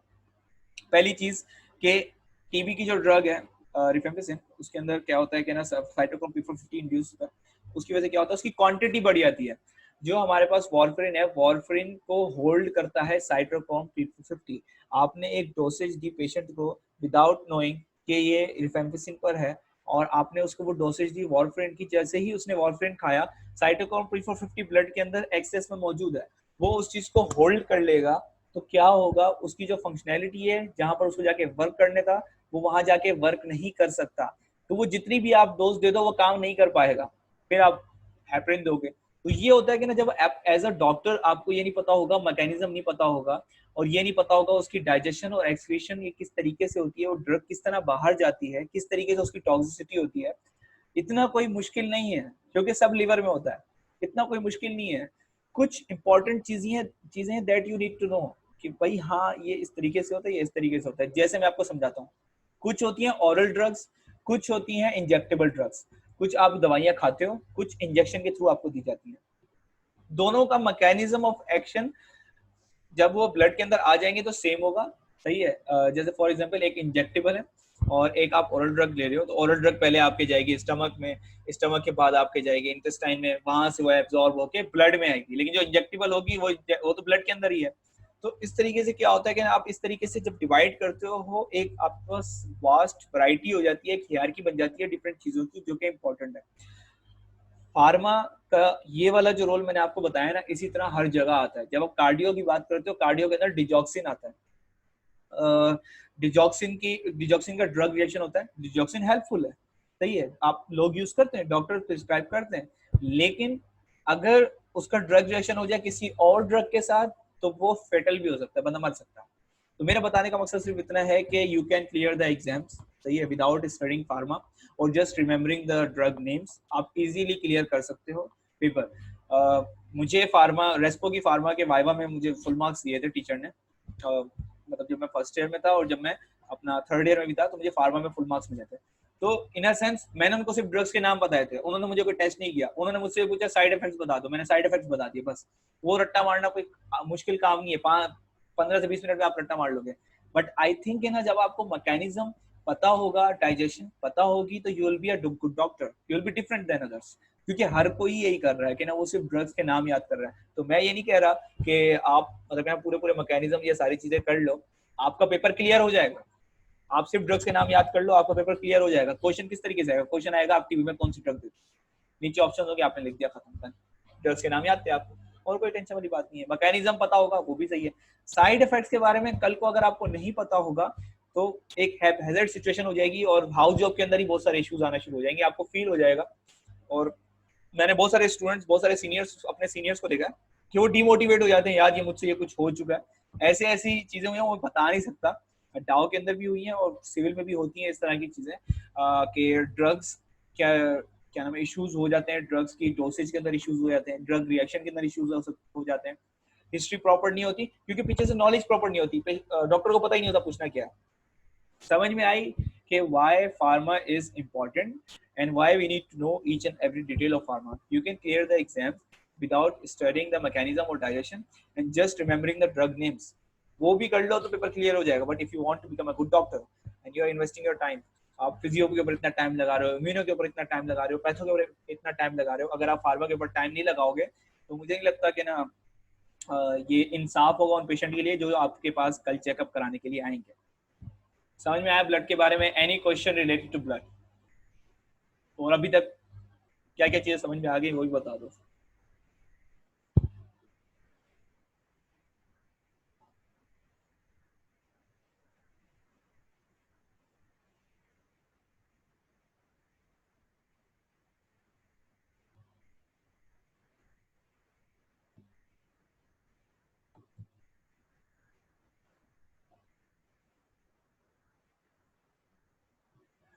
देखो टाइम लेस है, मैं ये मानता हूँ। इसीलिए मैं फर्स्ट एड की बात कर रहा हूँ। Why I am saying first aid, आप फर्स्ट एड को खोल के देखो, उसकी फार्मा 3 दिन में पूरी हुई हुई है, 3 पेजेस में पूरी हुई हुई है, 3 पेजेस में पूरी फार्मा लिखी हुई है। सही है। फार्मा मतलब मैं ये बोलूंगा फार्मा को फेजेस में पढ़ो और फार्मा के निमोनिक्स बनाओ। यार मैं आपको बात बताता हूँ कि ना मेरा पढ़ने का तरीका ये है कि how I study, I make mnemonics in Punjabi. जैसे फॉर एग्जांपल पंजाबी में कुछ तंजिया अल्फाज होते हैं, और वो तंजिया अल्फाज अक्सर पेरेंट्स या फिर जो पंजाबी बैकग्राउंड होगा उसको पता होगा कि किस तरीके से वो तंज बोला जाता है। अगर आप ड्रग को ही बिल्कुल उसी तरह कर दो, सही है, जैसे बहुत सारी चीजें थी कि एक ग्लिटाजोन्स ड्रग्स होती हैं, तो ग्लिटाजोन्स को बिल्कुल आपने ऐसा तंजिया अल्फाज में एक दूसरे को बोलना शुरू कर दिया, you will remember the drug name. सबसे मेन काम है ड्रग का नाम मालूम करना। मैकेनिज्म आपको पता होगा, अगर आपको फिजियोलॉजी पता होगी वहां पर तो आपका टाइम बच गया। मतलब जब आपको फिजियोलॉजी पता है तो you should know the mechanism कि हाँ यार ये एडीपी इनहिबिटर है, तो एडीपी तो प्लेटलेट्स में होता है, वो तो मुझे पता है। तो जब आपकी फिजियोलॉजी हो चुकी है, you already know the mechanism, यार ये ड्रग क्या करेगा। बस आपको क्लासिफिकेशन पढ़नी पड़ेगी थोड़ी बहुत, बस। अच्छा, दूसरी चीज आई से, अगर पहला दिन है आज पढ़ाई करने का या कल पहला दिन था पढ़ाई करने का, मैं ये बोलूंगा पहले दिन कभी भी बिल्कुल नहीं। ऐसे लोग होते हैं ना सर पे कफन बांध के बोलते हैं कि ना भाई अब जो है ना हम बैठेंगे 8 8 घंटे पढ़ेंगे, मैं ये कभी भी रिकमेंड नहीं करता। क्योंकि ये एक शुरू शुरू के एक वो होता है, उसके बाद आपकी पेस लो हो जाती है। तो I will say start from low pace. जितना तुम सोच रहे हो कि हाँ मैं 10 घंटे पढ़ सकता हूँ या पढ़ सकती हूँ, उसको आधा कर दो, सही है, उसको 5 घंटे करो।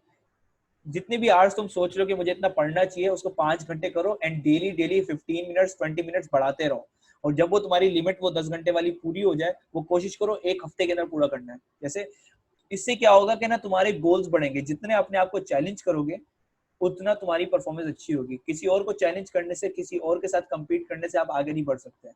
लेकिन अगर आप ये बोलो यार मैंने कल 6 घंटे पढ़े थे, आज मैं 6 घंटे 15 मिनट पढ़ूंगी या पढ़ूंगा, आज मैं 6 घंटे 30 मिनट पढ़ूंगी या पढ़ूंगा, आज मैं 7 घंटे पढ़ूंगा। इस तरह जब चैलेंज होता रहता है तो आपके टॉपिक्स भी डिवाइड होते रहते हैं और आपकी पढ़ाई का टाइम भी बढ़ता रहता है। आपको पता भी नहीं चलता कि ना यार मैंने 5 घंटे से शुरू किया था, 10 घंटे में पढ़ना शुरू कर दिया। ये होता है, कभी कभी ऐसा होगा आप 14 घंटे भी पढ़ोगे। तो मेरे हिसाब से जो बेस्ट टाइम है ना वो है starting 4 to 5 hours. If you are just starting, 4 से 5 घंटे होने चाहिए पढ़ने के लिए। उसके अंदर क्या होता है कि ना 1 घंटा तो आपको सिर्फ एक्सप्लोर करने में लगेगा, मैं पढ़ूँ क्या, सही है। उसके अंदर फिर 1 घंटा लगेगा कि ना रीडिंग के अंदर, सही है, और आपको लगेगा कि ना यार मैं अब क्या पढ़ूँ, कैसे पढ़ूँ, कौन सा सब्जेक्ट किस तरह पहले शुरू करूँ, एनएटवी पढ़ूँ, फिजियो पढ़ूँ, पैथो पढ़ूँ, क्या पढ़ूँ, इतनी सारी चीजें कहाँ से मुझे शुरू करना चाहिए, कौन सी ऐसी चीजें जो कि इंटरेस्टिंग है, वो डिसाइड करने में आपको 2 घंटे लग जाएंगे। फिर क्या होगा, आप थोड़ा बहुत अपना माइंड डाइवर्ट होगा, आपका वहां पर टाइम जाया होगा। मेरे हिसाब से 4 से 5 घंटे इनिशियल बेस्ट है। एवरी डे इंक्रीज 15 मिनट्स, और उसको 8 घंटे तक लेके जाओ। दिन में 24 घंटे होते हैं, ये आखिरी प्रेप लीव है। ये वो टाइम है कि इसके बाद आपको 1 महीने की छुट्टियां शायद मिले, क्योंकि अब तो क्वारंटीन में बहुत छुट्टियां मिल चुकी हैं। तो जो वो छुट्टियां मिलेंगी, जो आपको वेकेशन मिलेंगी, उस वेकेशन में इंजॉय करने के लिए आपने पढ़ाई करनी है। Make your goals like this, क्योंकि अगर इंजॉय नहीं करोगे तो आपके दूसरे दोस्त घूम रहे फिर रहे होंगे and you will be sitting at home कि काश मैं पढ़ लेता या पढ़ लेती। तो ये एक मेरा कॉन्सेप्ट है पढ़ाई करने का। तो यू कैन डू इट। 4 5 घंटे पढ़ो और वीडियोस पे मेन फोकस करो। कोई चीज समझ में नहीं आ रही, स्किप इट, उसको स्किप कर दो। नहीं समझ में आ रहा, उसको एंड में करो। You can make flash cards if you वांना use at the end. अपने आप से सवाल करो, विल यू यूज इट। अगर आप फ्लैश कार्ड्स कर रहे हो, सही है, आप फ्लैश कार्ड में, सॉरी, फ्लैश कार्ड्स अपने बना रहे हो, नोट्स बना रहे हो। जैसे फॉर एग्जांपल आपने बोला यार ये इसकी मैं 3 चीजें लिख लेती हूँ, इसकी मैं 5 चीजें लिख लेती हूँ, इसकी मैं 6 चीजें लिख लेती हूँ। इट्स अप टू यू, वो आप कर सकते हो, लेकिन क्या आप at the end of the day आप उसको यूज करोगे? अगर नहीं यूज करोगे तो यूजलेस है। मैं ये बोलूंगा if you gonna use it तो करो। और मैं ये बोलूंगा फ्लैश कार्ड्स या स्टिकी नोट्स, इस तरह की चीज यूज करो। स्टिकी नोट्स लो, वहां उसके ऊपर लिखो और आराम से लिख दो।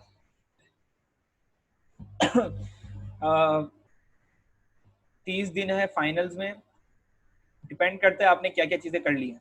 अगर आपने ब्लड बिल्कुल भी नहीं किया, मैं इतना बता सकता हूँ, you can do blood in 7 days. 7 days में ब्लड बिल्कुल हो सकता है। उसके बाद फिर आपके पास लोकोमोटर भी है, रेस्पो भी है, कार्डियो, मुझे पता है बहुत सारी चीजें हैं। तो आपको टाइम मैनेज उसी हिसाब से करना पड़ेगा जिसके पास जितना टाइम है। मैं 1 महीने का प्लान जल्दी जल्दी बताऊंगा कि अगर आप फर्स्ट ईयर का स्टूडेंट, अगर उसको 1 महीने में पूरा कोर्स खत्म करना है, 1 महीने में अगर खत्म करना है, मैंने कल बताया था, आप लोकोमोटर अगर 10 दिन में करते हो तो किस तरीके से करोगे, मैं बता रहा हूँ ना मैं किस तरीके से होगा सारी चीजें। यार इम्यूनोलॉजी के बारे में मैंने बता दिया है काफी कुछ, और इसके अंदर इम्यूनोलॉजी के ऊपर अच्छी खासी डिस्कशन हो चुकी है। हम वीडियोस की बात करते हैं कि ना बहुत सारी ऐसी वीडियोस हैं जो कि आप देखो, जैसे ऑस्मोसिस की वीडियोस हैं और वो सारी चीजें। ओके, हमने बात की इम्यूनो की, कुछ बुक्स हैं इम्यूनो की, 2 बुक्स हैं। एक हमारे पास लेविंसन है, दूसरी हमारे पास एमआरएस है। एमआरएस शॉर्ट बुक नहीं है, एमआरएस में चार्ट्स बने हुए तो एक इजी हो जाता है रिमेम्बरिंग के लिए। अगर आप लेविंसन यूज करोगे तो लेविंसन एक लॉन्ग बुक है, लेकिन लेविंसन की समरीज होती हैं, आप वो समरीज कर सकते हो। इसके अलावा जो इम्यूनो की बुक है वो मैं एक निम्स की बुक आती है जो कि डाउग, ये नहीं बताया भी मैं बता देता हूँ, निम्स बुक है, मैं लिख रहा हूँ, दुआ करो ये आपको मिल जाए क्योंकि हमारे टाइम पे आई थी। अगर आपने निम्स कर ली ना तो आपकी फिजियो और इम्यूनो दोनों हो जाएगी।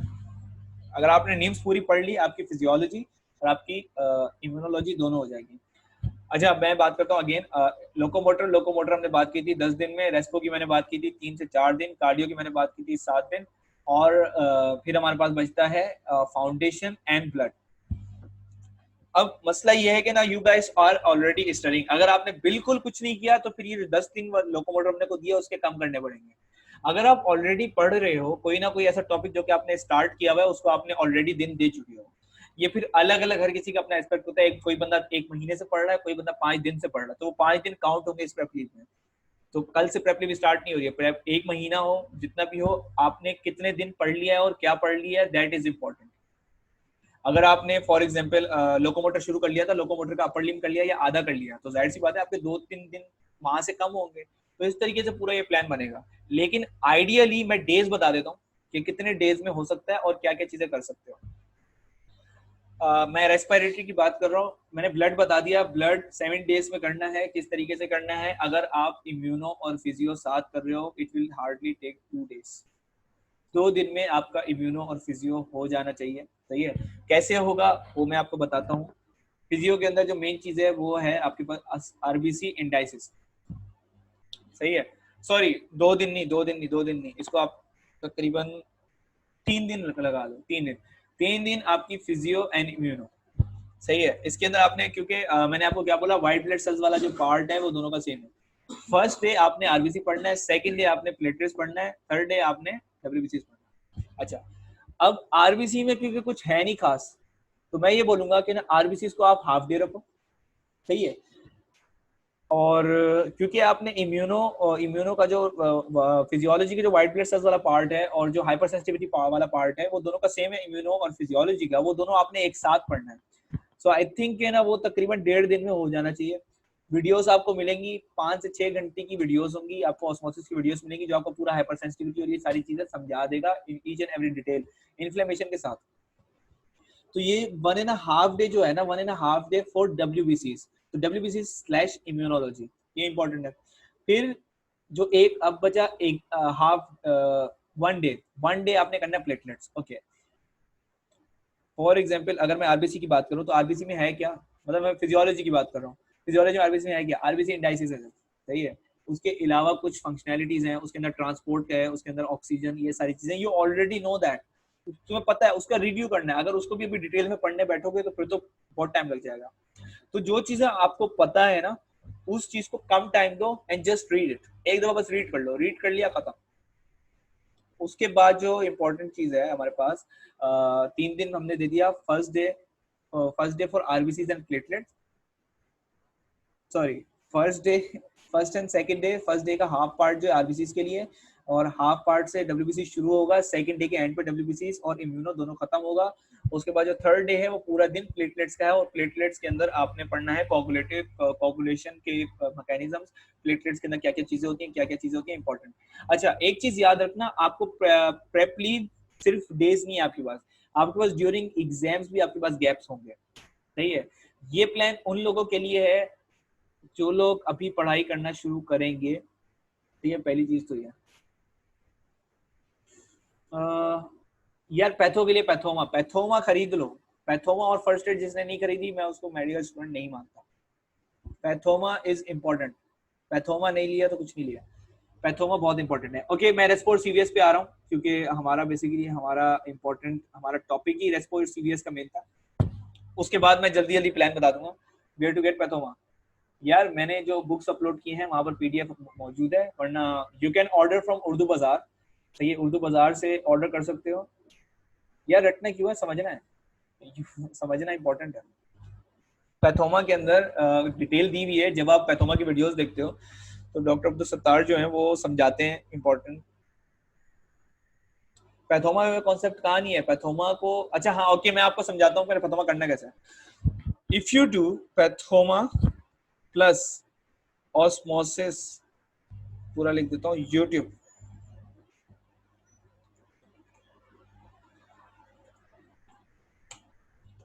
बस if you do this,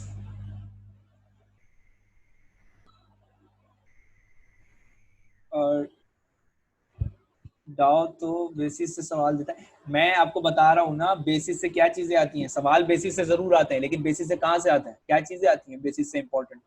basis की पिक्चर्स होती हैं ज्यादातर मेनली, और कुछ इंपॉर्टेंट लैब वैल्यूज होती हैं जो कि बेसिस से आती हैं। ठीक है, मैं आपको बार बार बोल रहा हूँ स्लाइड जरूर करनी है। मैं कल भी ये बात कर रहा था कि स्लाइड्स आर इम्पोर्टेंट, अगर आपने स्लाइड्स नहीं की तो आपको कुछ समझ में नहीं आएगा।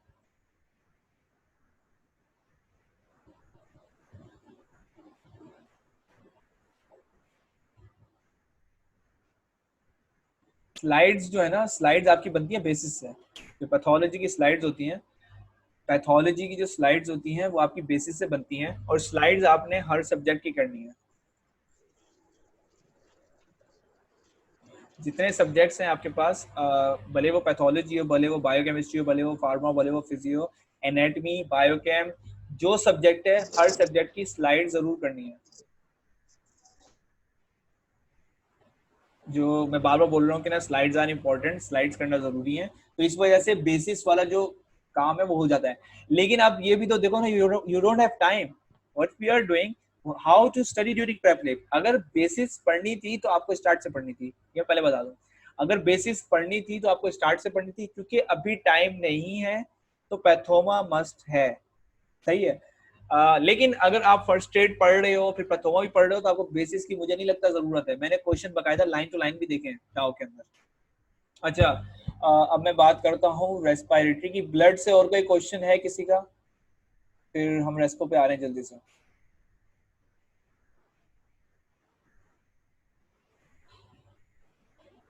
सही है। रेस्पिरेटरी, रेस्पिरेटरी के अंदर इंपॉर्टेंट चीजें एनाटमी है, फिजियोलॉजी है, पैथोलॉजी है, फार्मा है, बायोकेम।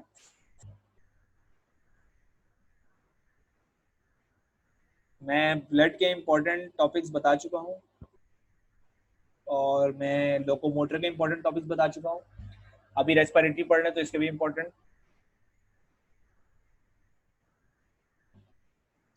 बच्चा तो अभी रेस्पिरेटरी है। मैं रेस्पो मैं बता रहा हूँ ना, रेस्पो मैं आपको बताता हूँ, रेस्पो में अच्छी खासी चीजें। रेस्पो इज नॉट इजी, और रेस्पो इंपॉर्टेंट है। पहली चीज रेस्पिरेटरी, रेस्पिरेटरी के अंदर anatomy, physio, biochem, pathology, pharma and biochem, ये इंपॉर्टेंट टॉपिक्स नहीं, इंपॉर्टेंट सब्जेक्ट्स हैं। इन सब्जेक्ट्स के अंदर इंपॉर्टेंट टॉपिक्स हैं। सही है। एनाटमी की बात, एनाटमी के अंदर आप देखते हो तो आती है थोरेक्स एनाटमी। थोरेक्स एनाटमी में आपने सिर्फ और सिर्फ रेस्पिरेटरी वाला पार्ट पढ़ना है, जहां पर हार्ट आता है वो एरिया आपने, मतलब वो थोड़ी सी चीज है, उसके अंदर इतना कोई वो नहीं है, क्योंकि नर्व सप्लाई वगैरह आती है, काफी सारी चीजें होती है। तो आपने थोरेक्स एनाटमी पढ़नी है। थोरेक्स एनाटमी में आपके पास रिब्स आती हैं, आपके पास वर्टिब्रे आते हैं। रिब्स के पास जो रिब्स के अंदर जो बोन्स और कार्टिलेजिनस जॉइंट्स हैं वो आपको पता होने चाहिए। ऑस्टियोकॉन्ड्रल जॉइंट और कॉन्ड्रोकोस्टल जॉइंट, ये कुछ जॉइंट्स होते हैं, ये आपको पता होने चाहिए। और इसके अलावा आपके पास जो एक और चीज है, जो जॉइंट्स हैं, बोन्स हैं और मसल्स हैं। सही है। इसके अलावा आर्टरीज और नर्व सप्लाईज हैं। ये आपका सराउंड करता है स्ट्रक्चर पूरा थोरेक्स। थोरेक्स के अंदर कुछ और चीजें होती हैं जो कि है, जैसे आपके लंग्स हो गए, जैसे आपके हार्ट हो गया, इसोफिगस हो गया, ये सारी चीजें इस पूरे कैविटी के अंदर आते हैं, जितनी ये बड़ी कैविटी है। ट्रैकिया हो गया, और आपका थायराइड, थायराइड नहीं, आपका जो थाइमस ग्लैंड हो गया, और ये सारी चीजें आपको थोरेक्स कैविटी आती है। अब थोरेक्स कैविटी के अंदर होता है मीडियस्टनम। मीडियस्टनम समझना क्यों जरूरी है, उसकी वजह ये है कि आपके की जो कैविटी होती है ना, जो भी कैविटी होती है, कैविटी इज एम्प्टी स्पेस। उस एम्प्टी स्पेस पे प्रेशर जब बढ़ता है ना, उस प्रेशर की वजह से जो बहुत सारी चीजें होती हैं जो शिफ्ट हो जाती है। फॉर एग्जाम्पल का आपने पढ़ा होगा कि प्लूरल प्रेशर इंक्रीज हो गया। प्लूरल मेम्ब्रेन्स होती हैं लंग्स की, तो उनके अंदर क्या नाम है, न्यूमोथोरेक्स हो गया। बेसिकली न्यूमोथोरेक्स ये होता है कि ना air in the pleural cavity, सही है, या हीमोथोरेक्स हो गया। तो उसकी वजह से क्या होता है कि ना कैविटी के अंदर जो मतलब जो ऑर्गन है लंग्स की जो एनाटमी है, सही है, तो एनाटमिकल पोजिशनिंग से आप देखते हो काफी सारी चीजें, बहुत सारी चीजें, एक्सीडेंट हो जाता है, कुछ भी हो सकता है।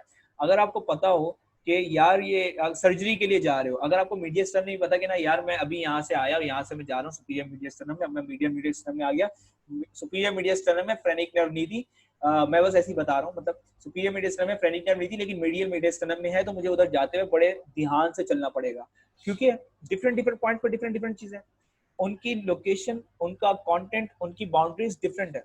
इस वजह से मीडिया स्टर्नम पढ़ना इंपॉर्टेंट है, क्योंकि बच्चे छोड़ देते हैं, ये मैं आपको बता दूं। दूसरी चीज जो है आपको ये पता होना चाहिए, रिब्स की कितनी टाइप्स होती हैं, ट्रू रिब्स कौन सी होती हैं, फॉल्स रिब्स कौन सी होती हैं, फ्लोटिंग रिब्स क्या होती हैं, रिब्स की क्वांटिटी कितनी होती है, और जो जॉइंट्स हैं उन जॉइंट्स में जो कार्टिलेज आता है वो कार्टिलेज कहाँ पर आता है, वो सारी चीजें। रिब्स रिब्स की लोकेशन कहाँ से आ रही है, वर्टिब्रा से। अब वर्टिब्रे में भी आपको पढ़ना है, वर्टिब्रे की टाइप्स भी पढ़नी है कि लंबर वर्टिब्रा, लंबर नहीं बल्कि थोरेसिक वर्टिब्रा ही पढ़ना है सर। तो थोरेसिक वर्टिब्रा जो होता है उसके अंदर डिफरेंट डिफरेंट स्ट्रक्चर्स हैं। अब वो जो स्ट्रक्चर्स है ना, अब एक स्ट्रक्चर से निकल रही है नर्व, एक स्ट्रक्चर पे जाके हमारा ये रिब्स अटैच हो रहे हैं, एक स्ट्रक्चर कोई और फंक्शन कर रहा है। तो उस जब आप बेसिकली वर्टिब्रा के बारे में पढ़ोगे ना, तो आपको ये पता लगेगा कि ये जो हमारा जो रिब्स है, रिब्स वहां से अटैच होके फिर ये फ्रंट की तरफ आता है, और उसके सराउंडिंग से जो है क्या नाम है, दूसरी जगह से जो है वो नर्व्स निकलती हैं, जो क्योंकि अंदर स्पाइनल कोड है, स्पाइनल कोड से स्पाइनल नर्व्स निकलती हैं। तो मैं ये बोल रहा हूँ कि एनाटमी इंपॉर्टेंट है, लेकिन एनाटमी में क्या क्या इंपॉर्टेंट है वो चीज देखो आप। आपको जब ये नहीं पता होगा, मैं मेरा मकसद सिर्फ इतना है कि ना कि अगर ये टॉपिक पढ़ लो उसका मकसद क्या है, why you need to know, ताकि आपको रियलाइज हो कि ना यार, और आप और इंटरेस्ट से पढ़ो। अगर आपको ये नहीं पता होगा कि ना रिब्स की टाइप्स कितनी होती है, ट्रू रिब्स कौन सी होती है, फॉल्स रिब्स कौन सी होती है, फ्लोटिंग रिब्स कौन सी होती है, तो जब आप थोरेक्स एनाटमी से क्रॉस कर रहे होगे ड्यूरिंग सर्जरी, आप थोरेक्स एनाटमी, आपको ये नहीं पता फ्लोटिंग रिब्स किधर है, सही है, और रिब्स के अंदर इश्यू क्या है, आपको यही नहीं पता उसकी लोकेशन क्या है जहां पर कार्टिलेज आते हैं। आप मतलब बहुत सारी ऐसी चीजें हैं कि ना जब आप सर्जरी के अंदर जाते हो ना, तो एनाटमी इंपॉर्टेंट है। बहुत सारे स्टूडेंट यहाँ पर सर्जन बनना चाहते हैं और वो एनाटमी छोड़ देते हैं कि यार उसको एंड में करना है। तो इस वजह से मैं ये बोलता हूँ कि ना एनाटमी इंपॉर्टेंट है। और एक और चीज इंपॉर्टेंट है जो कि बच्चे नहीं पढ़ते, थाइमस ग्लैंड भी आपको पढ़ना है, थोरेक्स कैविटी में आता है। थाइमस ग्लैंड पढ़ना है आपको। आपको मसल्स पढ़ने हैं, इंटरकोस्टल मसल्स। इंटरकोस्टल मसल्स कौन से होते हैं, एक्सटर्नल होते हैं, इंटरनल होते हैं, उनकी आर्टियल सप्लाई क्या होती है, नर्व सप्लाई क्या होती है, उनकी लोकेशन क्या होती है, लोकेशन लोकेशन लोकेशन लोकेशन याद रखनी है, क्योंकि सबसे ज्यादा जो इंपॉर्टेंट है, as a medical student you should know the location. कहाँ दर्द हो रहा है बेटा, मुझे यहाँ दर्द हो रहा है, तो वो बताता है ना लोकेशन, उसके हिसाब से आप बताते हो कि यार इसको ये वाली प्रॉब्लम हो सकती है, इसको ये डायग्नोसिस हो सकती है। तो लोकेशन आपको नहीं पता होगी तो आप कुछ भी नहीं कर सकते। तो लोकेशन इज इंपॉर्टेंट, लोकेशन अपने माइंड में रखनी है। थाइमस ग्लैंड कहाँ होता है, आर्टीरियल सप्लाई कहाँ होती है, आर्टरीज जाती कहाँ से, नर्व जाती कहाँ से, और अच्छा मैं क्या नाम है, एक बात बताना भूल गया था, जो लोकोमोटर में ब्रेस्ट भी आप लोगों ने पढ़ना है, साथ में एक्जिला भी पढ़ना है, और कुछ एरियाज होते हैं जिसके अंदर क्यूबाइटल एरियाज, ये सारी चीजें पढ़नी है, तो वो बताना भूल गया था। और उसके अंदर लिम्फ नोड्स होते हैं, वो लिम्फ नोड्स के लेवल्स होते हैं कुछ, you need to know that. ये मैं अभी यहाँ पर लिंक कर रहा हूँ क्योंकि लिम्फ नोड्स इंपॉर्टेंट है। आपने थोरेक्स कैविटी में भी जो लिम्फ नोड्स हैं वो भी आपने पढ़ने हैं, वो बीआरएस में लिखे हुए हैं, जो जो बुक उठाएंगे वहां पर लिखे हुए हैं, उन सबका रोल है, बहुत इंपॉर्टेंट रोल है उन सबका। तो एनाटमी में सिर्फ और सिर्फ यही चीजें, मीडिया स्टर्नम है, बोन्स हैं, रिब्स हैं, वर्टिब्रा है, उसका स्ट्रक्चर है, लोकेशन है, कहाँ कहाँ अटैचमेंट हो रही है, मसल्स की अटैचमेंट कहाँ हो रही है, कार्टिलेज की अटैचमेंट कहाँ हो रही है, ज्वाइंट कहाँ हो रहा है, ये सारी चीजें आपको एनाटमी पता चलेगी। एनाटमी से रिलेटेड कोई और क्वेश्चन है रेस्पो की तो मुझे बताओ, और दोबारा सेशन खत्म होने वाला है 10 मिनट में, तो वी विल रीस्टार्ट। आज ये खत्म करके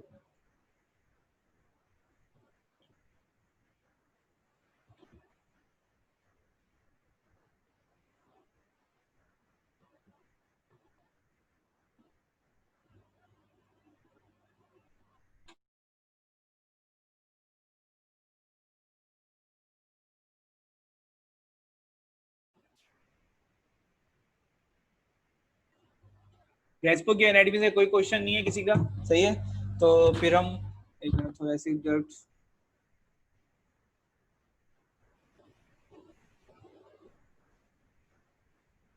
यार वो लिम्फेटिक्स तो है, लिम्फेटिक चैनल होता है, लेकिन आप देखें था जो हमारा थाइमस है ना, तो थाइमस में जो है वो टी सेल्स की वो होती है, मैच्योरेशन होती है, वो इंपॉर्टेंट है पढ़ना। मतलब थोड़ी बहुत, मतलब वो थोड़ा बहुत लिम्फेटिक की तरफ आ जाता है, बट एक थोड़ी छोटी बहुत you know you need to know the function, function of thymus gland बस। और इतनी कोई खास चीजें नहीं है, क्योंकि वो लिम्फ के थ्रू वहां पर क्या नाम है, टी सेल्स वगैरह आते हैं, टी सेल्स मैच्योर होते हैं, इसीलिए उसको टी सेल्स कहते हैं, क्योंकि थाइमस में मैच्योर होते हैं। ये चीज भी याद रखनी है। और बी सेल्स बोन मैरो में मैच्योर होते हैं, इसीलिए उसको बी सेल कहते हैं। जो जो आपकी एनाटॉमी के अंदर, एनाटॉमी की बुक के अंदर जहां जहां हमारे पास वो लिखा हो,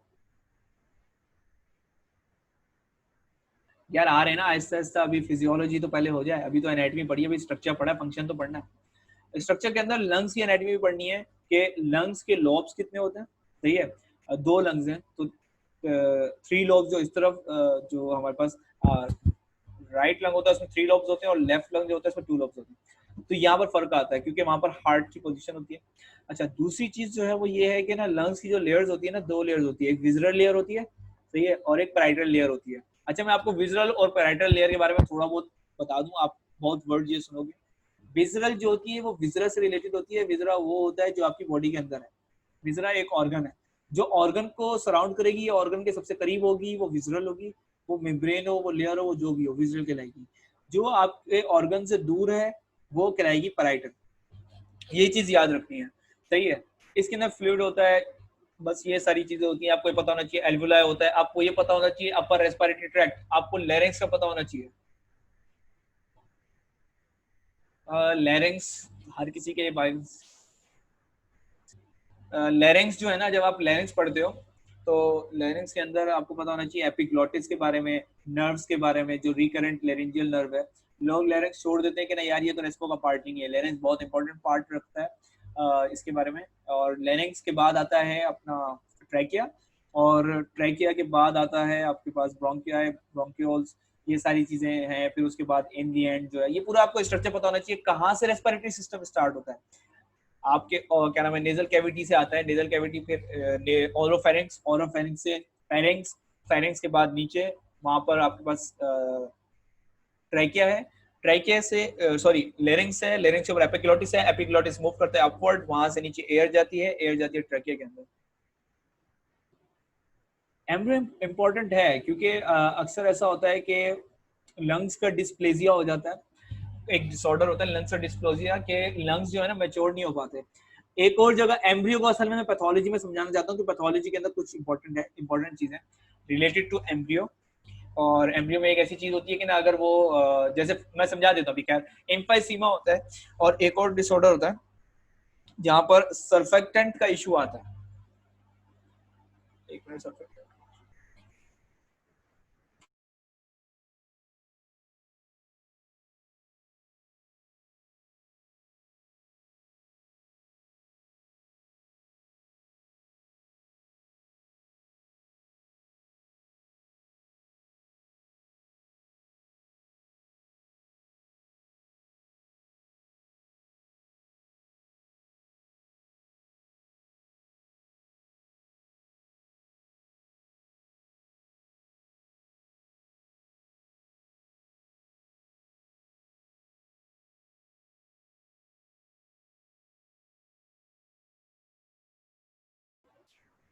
अब सर्फेक्टेंट का इशू आता है, इसी तरह आपके पास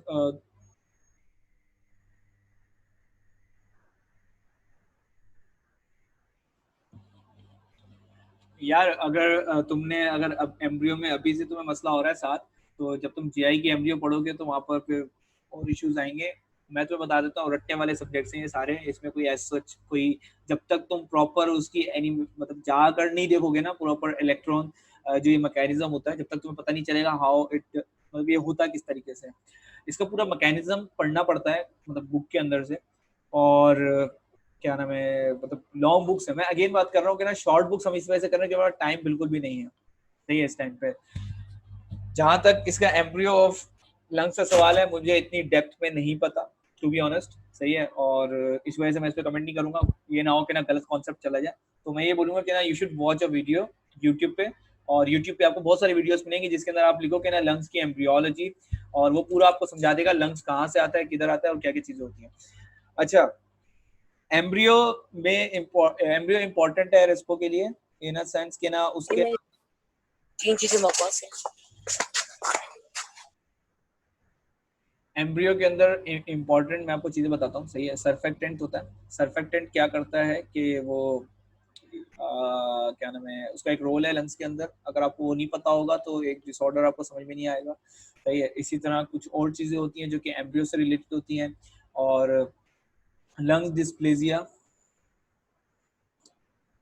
नहीं, कोलैप्स तो प्रिवेंट करता है। मुझे डिजीज याद नहीं आ रही है, डिजीज याद नहीं आ रही कि ना किस डिजीज के अंदर सर्फेक्टेंट की कमी होती है, क्योंकि सर्फेक्टेंट टू लेसिटिन का एक रेशियो होता है, वो रेशियो इंपॉर्टेंट है 3:1 का, सही है। अगर वो रेशियो में कोई इशू आता है तो उसकी वजह से, yes, respiratory distress syndrome, respiratory distress syndrome, yes Heman, you are right. Respiratory distress syndrome होता है, उसके अंदर क्या होता है कि एल्वुलाई जो है वो कोलैप्स हो जाते हैं, क्योंकि सर्फेक्टेंट, क्योंकि एक कुशिंग है, कुशिंग प्रोवाइड करता है सर्फेक्टेंट, सही है। अब वो एम्ब्रियो के अंदर होता है कि ना एक किस वीक के अंदर क्या हुआ कि वहां पर आपने सर्फेक्टेंट देखा कि सर्फेक्टेंट और लेसिटिन रेशियो कम हुआ, जिसकी वजह से क्या हुआ कि जो एल्वुलाई थे वो कोलैप्स हो गए, जब वो बच्चा आहिस्ता आहिस्ता वक्त के साथ बड़ा होता गया। तो ये रेस्पिरेटरी डिस्ट्रेस सिंड्रोम में आता है, बिल्कुल। और अगेन एम्ब्रियो का लिंक वहां पर आपको समझ में आएगा, एज सच अभी समझ में नहीं आएगा, एम्ब्रियो का लिंक वहीं पर समझ में आएगा। इसी तरह एक होता है लंग्स डिस्प्लेजिया, ये डिसऑर्डर्स हैं लेकिन ये पैथोमा में लिखे हुए ऑलरेडी, तो you can read from there. अब बात करते हैं फिजियोलॉजी। फिजियोलॉजी के अंदर कुछ इंपॉर्टेंट चीजें हैं, एक है लंग कैपेसिटीज और एक है लंग वॉल्यूम्स, सही है। एक लंग कैपेसिटीज है, एक लंग वॉल्यूम्स है, आपको ये पता होना चाहिए। उसकी वजह ये है कि जब आप ऑब्स्ट्रक्टिव डिजीजेस या रिस्ट्रिक्टिव डिजीजेस की तरफ जाओगे तो आपको समझ में आएगा कि ना फोर्स वाइटल कैपेसिटी और फोर्स एक्सपिरेटिव वॉल्यूम, सही है, इसमें रेशियो के अंदर इशू आता है, जिसकी वजह से और या तो वो ऑब्स्ट्रक्टिव डिसऑर्डर कहलाएगा या वो रिस्ट्रिक्टिव डिसऑर्डर कहलाएगा। तो आप देखोगे कि ना यार, इस थ्रू आउट जब आप एग्जामिनेशन करो या फिर लैब वैल्यूज निकालो तो आपको पता चलता है इन कैपेसिटीज के बारे में। जब आप वो मतलब टेस्ट होता है, टेस्ट ऐसे स्टार्ट होता था, स्टोमेट्री इस तरह करके कुछ नाम है, मैं नाम याद नहीं आ रहा मुझे। वो आप टेस्ट करते हो, उस टेस्ट से क्या होता है कि आपको कैपेसिटीज और ये सारी चीजें आपको पता लगती हैं कि टोटल लंग कैपेसिटी कितनी है, लंग वॉल्यूम कितना है, रेजिडुअल वॉल्यूम क्या होता है। रेजिडुअल वॉल्यूम वो होता है कि ना जो एयर आपकी रहती है। अब जैसे कुछ डिसऑर्डर्स होते हैं उसमें रेजिडुअल वॉल्यूम जो है बढ़ जाता है, लेकिन अगर आपको नॉर्मली नहीं पता होगा आपको कैसे पता चलेगा बढ़ा हुआ कितना है। तो इस वजह से कि आपको फिजियोलॉजी के अंदर लंग वॉल्यूम्स एंड कैपेसिटीज करना जरूरी है, मोस्ट इंपॉर्टेंट।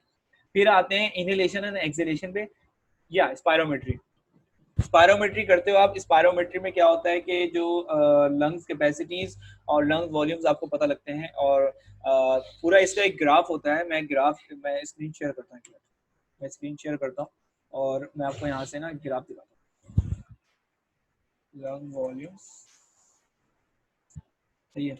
बस अब यहाँ पर जब आप जाओगे इमेजेस, इसके डिफरेंट डिफरेंट पिक्चर्स हैं, ये रही।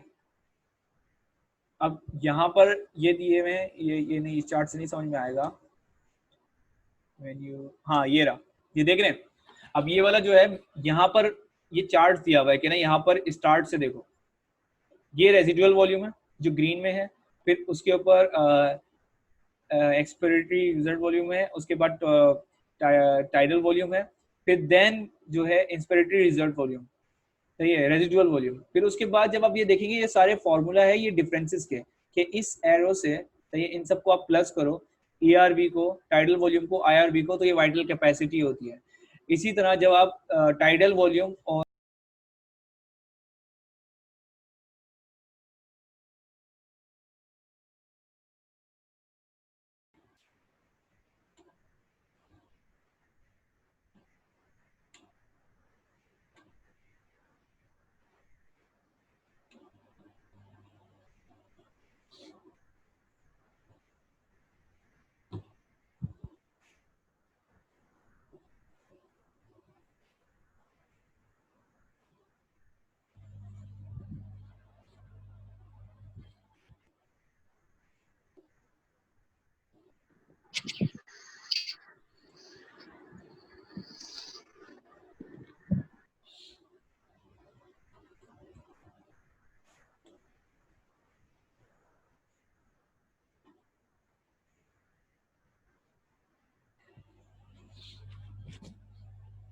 अच्छा, तो हम लोग ये बात कर रहे थे कि ये आप ये ग्राफ देखेंगे, ये आपको ग्राफ बुक में मिलेगा विद एक्सप्लेनेशन। आपने बहुत दफा देखा होगा, ये इंस्पिरेटरी कैपेसिटी है, फिर ये क्या नाम है, फोर्स रेजिडुअल कैपेसिटी है, इसी तरह मैक्सिमल एक्सपायरेशन का पॉइंट ये है, मैक्सिमल इंस्पायरेशन का पॉइंट ये है, ये सब फिजियोलॉजी में आता है। ये सारी चीजें आप देखो कि ये ग्राफ है, ये सारी कैपेसिटीज हैं।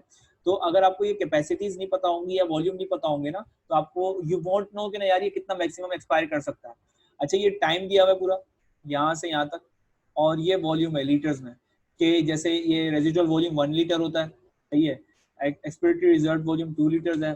फिर इसी तरह ये पूरा एक आपके पास चार्ट है, एक्सपिरेटरी रिजर्व वॉल्यूम A1, फिर टाइडल वॉल्यूम जो है 1, फिर इन दी एंड फिर IRV है, जो कि आपके पास अच्छा खासा वॉल्यूम होता है।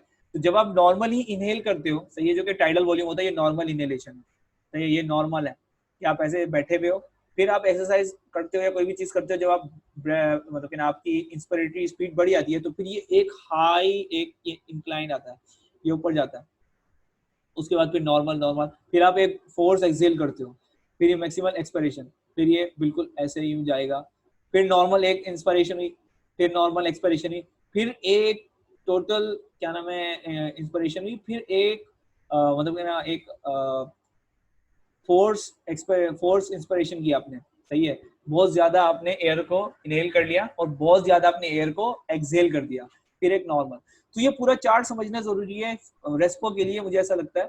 और इसकी इंपॉर्टेंस जो है वो ऑब्स्ट्रक्टिव एंड रिस्ट्रिक्टिव डिसऑर्डर्स में आती है। ये चार्ट समझ में आया सबको?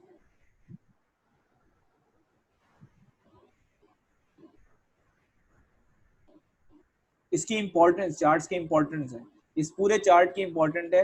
ये नहीं पढ़ते लोग सिर्फ पढ़ लेते हैं। तो आई थिंक अगर ये चार्ट देख लिया तो हो गई वॉल्यूम, सारे वॉल्यूम्स हो गए, सारे कैपेसिटीज हो गई, नंबर्स भी आपको याद हो गए, मैक्सिमम इंस्पिरेशन, बस थोड़ी थोड़ी टर्म्स आपको याद करनी होंगी, जहां तक मुझे लगता है। तो हमने ये लंग वॉल्यूम्स और लंग कैपेसिटीज, ये फिजियोलॉजी का पार्ट है, इससे देखो कितनी चीजें कवर हो रही हैं। अगर आपने ये कर लिया, आपको ऑब्स्ट्रक्टिव डिसऑर्डर्स याद हो जाएंगे, आपको रिस्ट्रिक्टिव डिसऑर्डर्स भी याद हो जाएंगे कि रिस्ट्रिक्शन क्यों हो रही है, क्या हो रहा है, सही है। FVC में इशू होता है ना, फोर्स वाइजल कैपेसिटी, वहां पर इशू आता है, वो अलग चीजें हो जाती हैं। तो वही मैं बोल रहा हूँ कि ना, जब आपको ये चार्ट पता होगा, ये चार्ट आपको बुक में मिल जाएगा। इसके अलावा मैं पैथोमा की बात करता हूँ, पैथोमा ही है, पैथोमा में आपको रिस्ट्रिक्टिव डिसऑर्डर्स पता चलेंगे। यार मैं आज आपको ना बहुत सारी चीजें दिखाता हूँ, दिस इज यूट्यूब, सही है, यूट्यूब के ऊपर जब आप जाओगे, सही है, पैथोलॉजी की बात करो, पैथोलॉजी के ऊपर आपने ऑस्मोसिस लिखा, ऑस्मोसिस रेस्पिरेटरी,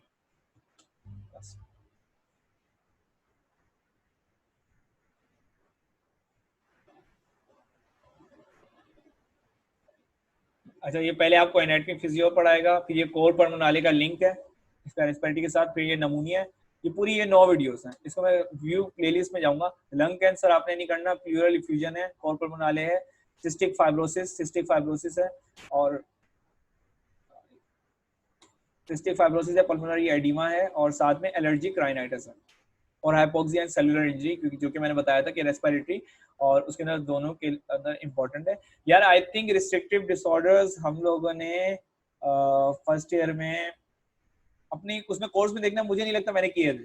मैंने रिस्ट्रिक्टिव डिसऑर्डर्स आके मैंने थर्ड ईयर में किए थे, तो आई कांट रिमेम्बर, क्योंकि इसके अंदर सार्कोइडोसिस बहुत इंपॉर्टेंट टॉपिक है, और इसके अलावा कुछ और न्यूमोकोनियोसिस करके भी कुछ इंपॉर्टेंट टॉपिक्स हैं, लेकिन वो मुझे ऐसा लग रहा है हमने फर्स्ट ईयर में नहीं पढ़ा। तो ये आप खुद चेक करो अपने कोर्स में कि ना क्या वाकई आपको रिस्ट्रिक्टिव डिसऑर्डर्स पढ़ाए हैं। अगर नहीं पढ़ाए तो फिर छोड़ दो, कोई टेंशन वाली बात नहीं है। लेकिन अगर पढ़ाए हैं तो इन केस मैं उसके बारे में बात कर रहा हूँ कि ऑब्स्ट्रक्टिव एंड रिस्ट्रिक्टिव को जब आप रिलेट करके पढ़ोगे, देन यू विल नो कि हाँ यार, ये वाकई ही जो मैंने इतनी मेहनत लगाई थी इस चार्ट को समझने के लिए ना, तो वो मेहनत कामयाब हो गई है। सही है, ये पूरा जो ये चार्ट था, अच्छा खासा ग्राफ था, सही है। और हाँ, ये ऑब्स्ट्रक्टिव का, ये ऑब्स्ट्रक्टिव है। जब आप ऑब्स्ट्रक्टिव डिसऑर्डर्स को आपने लिखा, एक मिनट, ये हमारे पास फिजियोलॉजी, ये आ गया ऑब्स्ट्रक्टिव। यहाँ पर देखो, अब इसके अंदर आपने देखा नॉर्मल लंग में क्या है, नहीं है ना कोर्स में, सही है, ओके। रिस्ट्रिक्टिव डिसऑर्डर्स नहीं करेंगे, अब ऑब्स्ट्रक्टिव की बात करते हैं। ऑब्स्ट्रक्टिव लंग में क्या होता है, वाइटल कैपेसिटी कम हो जाती है, इंस्पिरेटरी रिजर्व वॉल्यूम कम हो जाता है, और एक्सपायरेटरी रिजर्व वॉल्यूम भी कम हो जाता है। बढ़ता क्या क्या है, रेजिडुअल वॉल्यूम बढ़ जाता है। रेजिडुअल वॉल्यूम का मतलब क्या है कि आपके जो लंग्स है वो एक्सहेल नहीं कर पा रहे, जिसकी वजह से ज्यादा एयर ट्रैप हो गया। फोर्स रेजिडुअल कैपेसिटी, ये भी एक किस्म से रिजल्ट में आएगी। और फिर ये क्या नाम है, अच्छी खासी चीजें हैं, टोटल लंग कैपेसिटी भी बढ़ जाएगी, आपके लंग्स में टोटल लंग कैपेसिटी भी बढ़ जाएगी। तो ये कुछ चीजें कि ना, ये ग्राफिकल रिप्रेजेंटेशन जो होती है आपको समझाती हैं कि यार क्या क्या चीजें हैं, क्या क्या इंपॉर्टेंट है। फिर ये देख लें आप, ये ऑब्स्ट्रक्टिव की काफी कुछ है कि ना, अगर आप गूगल यूज करो तो हो जाएगा। यार आपको ये समझ में आ गया, फिजियोलॉजी से रिलेटेड ये इंपॉर्टेंट चीजें हैं बेसिकली। इसके अलावा जहां तक मुझे लगता है कि ना, फिर आएगा कि ना, हाँ यार इंस्पायरेशन कैसे होती है, एक्सपायरेशन कैसे होती है, डायफ्राम का क्या रोल होता है और उसका क्या रोल होता है, ये एनाटॉमी से भी लिंक हो जाता है, थोड़ा फिजियोलॉजी से भी लिंक हो जाता है, आपस में दोनों लिंक में। फिर आता है कि ना ऑक्सीजन, ऑक्सीजन जो है, ऑक्सीजन और कार्बन डाइऑक्साइड किस तरीके से हीमोग्लोबिन के साथ ट्रैवल करते हैं पूरी बॉडी के अंदर, ये फिजियोलॉजी और बायोकेमिस्ट्री दोनों का पार्ट है। ये थोड़ा थोड़ा पार्ट आपस में लिंक है कि इंस्पायरेशन, एक्सपायरेशन, फिजियोलॉजी, एनाटॉमी दोनों का पार्ट है। और जब आप बात करते हो कार्बन डाइऑक्साइड और ऑक्सीजन ट्रांसपोर्टेशन, इसमें जो है क्या नाम है आपका, फिजियोलॉजी एंड बायोकेमिस्ट्री दोनों आते हैं और ये इंपॉर्टेंट है। तो फिजियोलॉजी भी मैंने डिस्कस कर लिया, फिजियोलॉजी के बारे में आपको बता दिया। फिजियोलॉजी से related if you have any questions you can ask.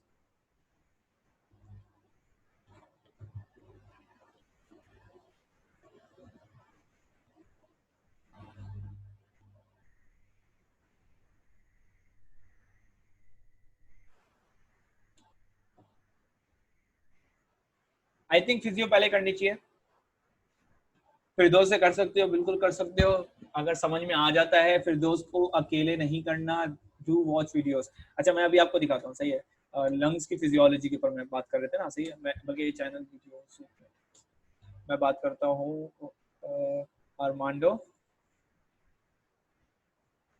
Lungs physiology. ये रहा रेस्पिरेटरी सिस्टम।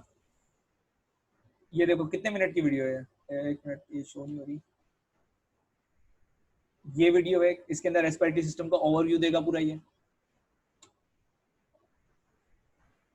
और इसके बाद lung pleura, mechanism of breathing, respiratory system, physiology, ventilation, perfusion, ये देखो ना, ये इंपॉर्टेंट चीजें हैं। फिर रेस्पिरेटरी गैस एक्सचेंज, क्या क्या चीजें हैं। तो I think you should watch this whole playlist Armando की, सही है। मैं इसका लिंक दे देता हूँ आपको, इसका लिंक है, इसके अंदर आपको काफी कुछ चीजें पता लग जाएंगी जो कि लिंक कर रही होंगी बायोकेमिस्ट्री के साथ भी और उसके साथ भी। वीडियोस आर इम्पोर्टेंट, ये आपको मुश्किल से आपको 4 से 5 घंटे लगेंगे, इंशाल्लाह ये आपकी वीडियोस हो जाएंगी। ब्लड गैसेस हैं, ऑक्सीजन, फिजियोलॉजी ऑफ कफिंग, फिर नमूनिया भी इसने पढ़ाया हुआ है, नमूनिया की ट्रांसमिशन वगैरह, फिर कम्युनिटी एक्वायर्ड, हाँ, और ऑब्स्ट्रक्टिव डिसऑर्डर सीओपीडी भी बताए हुए इसने, ओवरव्यू एंड पैथोफिजियोलॉजी और इन्वेस्टिगेशन एंड ट्रीटमेंट। तो ये प्लेलिस्ट देख लो रेस्पिरेटरी के लिए, ये अच्छी प्लेलिस्ट मिल गई है। तो आई थिंक रेस्पिरेटरी के लिए ये प्लेलिस्ट सेव कर लो सारे, और दिस विल हेल्प अलॉट। सही है। इसके अंदर उसने सीओपीडी की 2 रिव्यूज दी हुई हैं, एक उसने ओवरव्यू और पैथोफिजियोलॉजी बताई हुई है पार्ट 1, और दूसरे में उसने इन्वेस्टिगेशन एंड ट्रीटमेंट बताया। भाई अच्छी खासी बड़ी वीडियो है ये वाली, मुझे देखने तो टाइम टोटल तो 12 मिनट की वीडियो है। इस 12 मिनट की वीडियो में ये आपको अच्छी खासी चीजें पढ़ा देगा। तो ये लिंक सब सेव कर लो एवरीवन। फिर ये आगे आप जाओगे तो इंफासीमा उसने पढ़ाया हुआ है, और बस फिर ये एस्मा की भी है। तो अगर आपको चीजें बिल्कुल कॉन्सेप्चुअल समझनी है तो आई थिंक ये बहुत अच्छा है। तो ये आर्मांडो चैनल, और इससे आप इजीली 2 से 3 दिन में खत्म कर दोगे पूरा, मैं बता रहा हूँ। क्योंकि अगर ये प्लेलिस्ट हो जाती है तो majority stuff you are covering, सही है। इसके अंदर फिजियोलॉजी कवर हो रही है। अब इसके अंदर जब आप ऊपर जाओगे, ब्लड गैसेस वो बताएगा, तो वो सारी चीजें बताएगा किस तरीके से ट्रांसपोर्ट हो रही है और किस तरीके से वो पूरा सब कुछ, हर एक चीज है। फिर ओवरव्यू है, लंग फंक्शन, लंग कैपेसिटीज, ये भी हो गया। फिर regulation and breathing, mechanism of breathing और रेस्पिरेटरी सिस्टम ओवरव्यू। तो फिर ये लंग प्लूरा, जो मैं प्लूरा मेम्ब्रेन्स की बात कर रहा था, उसकी लोकेशन की बात कर रहा था। ये क्लिनिकल एनाटॉमी एंड फिजियोलॉजी। अगर मैं ये टोटल मिनट्स काउंट करें आप, सही है, ओके, 15 + 13 28 + 10 38 + 7 45 + 8 53 + 15 68 68 + 18 86 86 + 13 99, 100 कर लेते हैं. 100 plus 7, 107, 107 plus 15, 122, 122 plus 12, सही है. और सही है 12, हाँ ये रहा 12. 12 ये हो गया 122, 132, 34, 34 प्लस 16, 150, और बाकी आपके तकरीबन 30 मिनट, तो 180 मिनट, ये आपके 3 घंटे बनते हैं, 3 आवर्स. सो इफ यू बीच में ब्रेक्स वगैरह भी ले लो तो 5 घंटे में तो एक दिन में पूरा हो जाएगा ये. That's what I am saying, do smart work. ये हो जाएगा आपका 5 से 6 घंटे के अंदर, मे बी पॉसिबल एक पूरा दिन अगर इस पे लगा दो आप with short books. So don't you guys think in आपका अच्छा खासा कंटेंट कवर हो सकता है इन वीडियोस से. और मैं ये रेकमेंड करता हूँ हर बंदे को, मैंने ये बकायदा लिखवाया हुआ है हर किसी को कि ना you every medical student should subscribe to Armando, और ये बहुत इंपॉर्टेंट है. इसको देखकर मुझे कल रिव्यू देना, मतलब कोई क्वेश्चन हो, क्योंकि मैं ये देख चुका हूँ, मैं ये ऑलरेडी प्लेलिस्ट देख चुका हूँ. ये एक प्लेलिस्ट हो गई पूरी, इसके बारे में ये पूरा ये सब कुछ हर एक चीज समझा रहा है. Any questions regarding respiratory?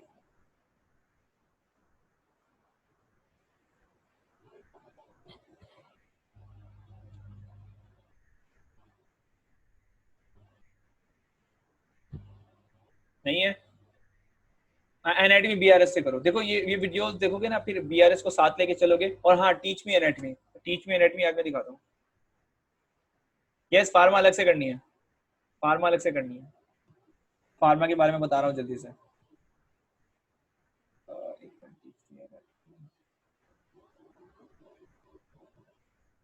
अपर लिम, लोअर लिम, ये रहा द बेसिक्स. थोरेक्स, सही है. अभी आ गया थोरेक्स. थोरेक्स के अंदर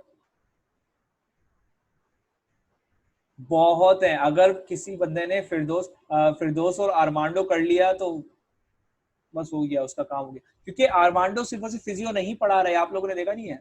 आर्मांडो फिजियो पढ़ा रहा है, आर्मांडो पैथो पढ़ा रहा है. उसी उसी पूरे उसमें जो है ना, फिजियोलॉजी भी है, पैथोलॉजी भी है, बायोकेमिस्ट्री भी है. तो उसके अंदर सब कुछ है, उसके अंदर सारी चीजें हैं. उस प्लेलिस्ट को अच्छे से देखना तो तुम देखोगे अच्छा खासा कंटेंट उसके अंदर कवर हो रहा है. अच्छा, अब इसके ऊपर जब मैं बात कर रहा था, ये थोरेक्स एनाटॉमी है. तो थोरेक्स एनाटॉमी के अंदर एरियाज हैं: सुपीरियर मीडियस्टर्नम, एंटीरियर मीडियस्टर्नम, मीडियल मीडियस्टर्नम. सही है. जब मैं इस पर क्लिक करता हूँ, सही है, इस पर क्लिक कर देते हैं, ये टीच मी एनाटॉमी है. तो ये थोरेक्स के बारे में बताया हुआ है. तो क्या क्या चीजें इसके अंदर? एरियाज ऑफ थोरेक्स, इसके ऊपर 4 टॉपिक्स हैं. Bones of thorax, sternum, ribs, और क्या नाम है, वर्टिब्रा. फिर उसके बाद आएगा मसल्स ऑफ थोरेक्स. ये हैं, कौन कौन से मसल्स हैं. ऑर्गन्स ऑफ थोरेक्स, ये इंपॉर्टेंट है. वेस्क्युलेचर ऑफ थोरेक्स, ये एक इंपॉर्टेंट है. अब इसको मैं क्लिक करता हूँ, ऑर्गन्स ऑफ थोरेक्स. इसमें से आपने क्या क्या करना है, मैं इसका लिंक दे रहा हूँ अभी. थाइमस ग्लैंड की मैंने बात की. हार्ट आपने नहीं करना, प्लूरा आपने पढ़ना है. मैंने ट्रैकियो मतलब कि नहीं, मैंने बात की कि ना आपने ट्रैकिया पढ़ना है, ब्रोंकियल ट्री पढ़ना है. ये ब्रेस्ट जो है वो लोकोमोटर का पार्ट है, वो आपने इसमें नहीं करना है. और लंग्स आपने पढ़ना है. सो ये चीज इंपॉर्टेंट है, ये चीज जरूर करना. मैं कॉपी लिंक एड्रेस करके मैं आपको दे रहा हूँ. ये टीच मी एनाटॉमी का ये वाला जो पार्ट है, एनाटॉमी के लिए इसको साथ कर लो बीआरएस के साथ. आपको मुश्किल से एक दिन लगेगा, आपकी थोरेक्स एनाटॉमी हो जाएगी इंशाल्लाह, अगर दिल से कर लो. और साथ में थोड़ी थोड़ी दुआएं भी देते हैं. अब बचा फार्मा. फार्मा की बात करते हैं जल्दी जल्दी, बहुत टाइम हो गया. रेस्पिरेटरी फार्मा जो है ना, उसके अंदर सिर्फ 2 चीजें इंपॉर्टेंट है. एस्थमेटिक ड्रग और एस्थमेटिक ड्रग. ये लिंक्स अपने पास सेव करते रहो, क्योंकि फिर ये अगर बंद हो गया तो ये सब चला जाएगा. और सब अच्छा, अब क्या हुआ कि हमारे पास क्या क्या चीजें इंपॉर्टेंट बची हैं. फार्मा बची है. फार्मा के अंदर हमने बायोकेम कर ली, हमने फिजियो कर ली, एनाटॉमी कर ली, पैथोलॉजी कर ली, और उसके अलावा थोड़ी बहुत एम्ब्रियो का हमने चीज बात कर ली. एम्ब्रियो कहाँ रिलेट कर रहा है वो बात कर ली हमने. रिस्ट्रिक्टिव डिसऑर्डर्स नहीं करने, ऑब्स्ट्रक्टिव डिसऑर्डर्स करने. ऑब्स्ट्रक्टिव डिसऑर्डर्स में ऑब्स्ट्रक्टिव डिसऑर्डर्स लेवल डिसऑर्डर्स हैं कौन कौन से, इसके ऊपर थोड़ा सा मैं बात कर लेता हूँ. नमूनिया है, टीबी है. ऑब्स्ट्रक्टिव डिसऑर्डर्स के अंदर क्रॉनिक ब्रोंकाइटिस है, एम्फीसीमा है, एस्थमा है, और ब्रोंकिटिस है. खत्म, बचा गया. पैथोलॉजी तो हो गई. पैथोलॉजी आधे दिन का काम है, इंशाल्लाह हो जाएगा. Okay, let's come to the pharma. Asthmatic drugs and TB की drugs. एस्मा की ड्रग्स बहुत इंपॉर्टेंट है, क्योंकि वो थोड़ी लंबी भी हैं, उसमें टाइम भी लगेगा. तो मैं ये बोलूँगा कि ना ये करने के लिए ना आपको ऑस्मोसिस की अगर वीडियोस मिल जाती हैं, ऑस्मोसिस प्राइम की, तो you should do it from there. लेकिन अगर वहां से नहीं मिलती है तो फिर आपके पास ऑप्शन जो बचता है वो बचता है फर्स्ट एड का। सही है। और फर्स्ट एड के साथ आप बस वहां से जो मैकेनिज्म वगैरह लिखा हुआ है उसको पढ़ लो, डिफरेंट डिफरेंट ड्रग्स का। तो एस्मा की ट्रीटमेंट जो होती है ना वो डिफरेंट डिफरेंट होती है। जैसे फॉर एग्जांपल एस्मा का अटैक पहली दफा हुआ तो उसकी डिफरेंट होगी, दूसरी दफा हुआ उसकी डिफरेंट होगी, तीसरी दफा हुआ तो उसकी डिफरेंट होगी। उसकी क्लासिफिकेशन है, उतनी डिटेल में नहीं पढ़ना आपने, जो पैथोमा में लिखा हुआ वही पढ़ लो, वही पहुंचा। बाकी कोर्टिकोस्टेरॉइड्स देते हैं, बीटा ब्लॉकर्स देते हैं, या फिर अल्फा 1 एगनिस्ट देते हैं। ये सारे वैसे रैंडम नाम ले रहा हूँ। तो अल्फा 1 एगनिस्ट होते हैं, एंटागनिस्ट होते हैं, क्या होते हैं, ल्यूकोट्राइन इनहिबिटर्स होते हैं। ये काफी सारी क्लासिफिकेशन है एस्थमेटिक ड्रग्स। तो एस्थमेटिक ड्रग्स करना इंपॉर्टेंट है, और ये आपको कहीं से मिल जाएगी। मेरे ख्याल से ये इसने भी कराई हुई है, आर्मांडो ने भी कराई हुई है।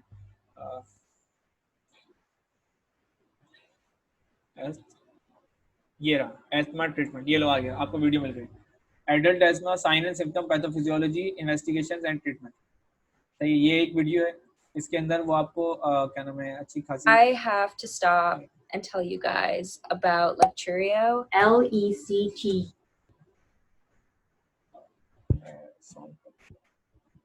सही है, ये वीडियो है। इसके अंदर वो इन दी एंड ये आपको पूरा short acting beta agonists. ये रहा, this is a whole treatment for asthma, management plan है कि आप क्या करोगे। ये पूरा इसने पूरी वीडियो बताई है एस्मा के ऊपर। इसीलिए बता रहा हूँ कि ना, इफ यू जस्ट सर्च, एक चीज सर्च करोगे यूट्यूब पे, ऐसा ऐसा मटेरियल है जो कि आपको कहीं पर भी नहीं मिलेगा।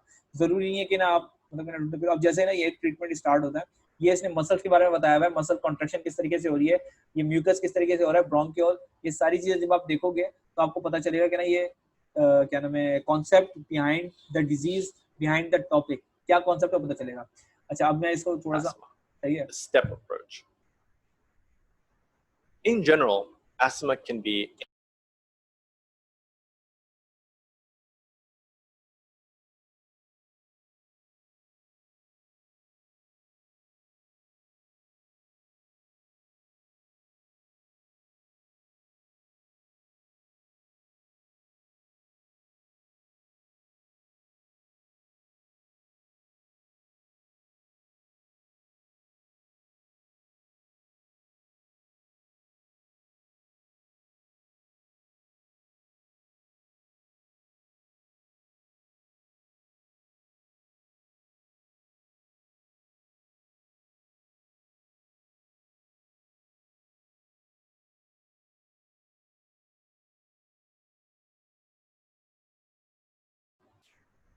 तो आपने बस आवाज नहीं आ रही होगी, खैर वीडियो देखी तो ये है क्या नाम है, वीडियो का लिंक है।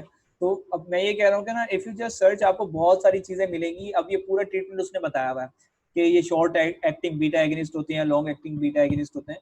तो ये सारी चीजें इंपॉर्टेंट है, थोड़ी सी कॉम्प्लेक्स है, लेकिन अगर आप इसको समझ लो ना कि ना, why we use this complex method, कि हम ये कॉम्प्लेक्स मेथड क्यों यूज करते हैं एस्मा के ट्रीटमेंट के लिए, तो आपके लिए ईजी हो जाएगा। इसके अलावा टीबी की ड्रग्स हैं। टीबी दो टाइप्स का होता है, एक होता है सेकेंडरी, एक होता है प्राइमरी। दोनों की ट्रीटमेंट डिफरेंट होती है। अगर टीबी रेजिस्टेंट हो जाए तो उसकी ट्रीटमेंट डिफरेंट होती है, और वो पढ़ना जरूरी है। राइट फुल फॉर्म मैंने बता दिया कि ना, ये है, साइड इफेक्ट्स याद करना है, मैकेनिज्म्स याद करने हैं, ये सारी चीजें याद करनी है। अब ये बताओ कि रेस्पिरेटरी में कोई क्वेश्चन है, बिकॉज आई थिंक सीवीएस आज नहीं हो पाएगा क्योंकि तुम लोग भी थक गए होगे। तो मैं ये सोच रहा हूँ कि ना, सीवीएस को हम कल कर लेते हैं। और ऊपर से मैंने अनाउंस भी बहुत लेट किया था, तो इस वजह से बहुत सारे लोगों ने लेट ज्वाइन किया। तो मैं ये वीडियो को, इसको मैं अपलोड कर दूंगा कल तक, इंशाल्लाह ये अपलोड हो जाएगी वीडियो। तो एनी क्वेश्चन, जो जो अभी हम लोग पढ़ चुके हैं, जो जो चीजें हम मतलब डिस्कस कर चुके हैं, उससे रिलेटेड कोई भी क्वेश्चन हो, you can ask, we have time. तो अभी हम उस चीज के ऊपर बात कर लेते हैं। रेस्पिरेटरी से हो, ब्लड से हो, किसी भी टॉपिक से हो, क्योंकि मेरा टारगेट तो था कि हम ज्यादा कर सकें, लेकिन हम लोग बहुत डिटेल में चले गए। तो let me know if you have any questions that you want to discuss. कोई चीज बॉदर कर रही हो, कोई चीज समझ में नहीं आई हो, और कोई भी इशू हो, यू कैन आस्क।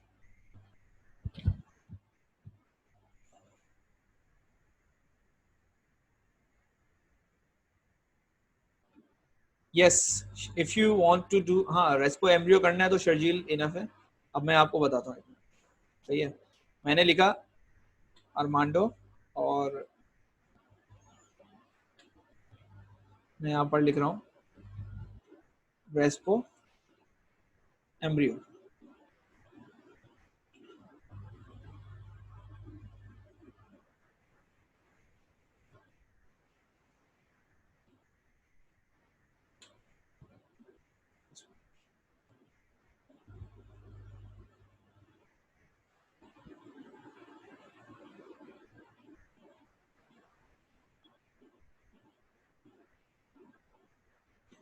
अब ये सबसे ऊपर क्या नाम है, यहाँ पर वैसे कोई वीडियो तो है नहीं, but Sharjeel is enough, Sharjeel enough है, शर्जील का इतना कोई इशू, मतलब कि ना शर्जील अगर कर लो तो काफी सारी चीजें आपकी हो जाती हैं।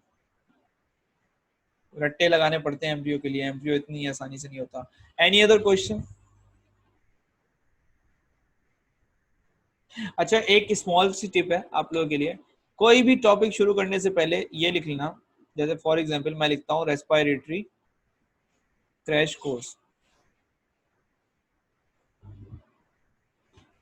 हमारे पास कौन कौन लोग हैं जिसको इस चैनल का पता है? दोस्त knows, respiratory system part 1, respiratory system part 2, ये एक रेस्पिरेटरी सिस्टम का पूरा क्रैश कोर्स है। ये कुछ इंपॉर्टेंट चीजें हैं, इंपॉर्टेंट चीजें जो कि आपको काम आएंगी, जिस तरह एनाटॉमी फिजियोलॉजी, ये आपकी बेस बनाने के लिए होता है। ये किसी ने लर्निंग प्लेलिस्ट बनाई हुई है।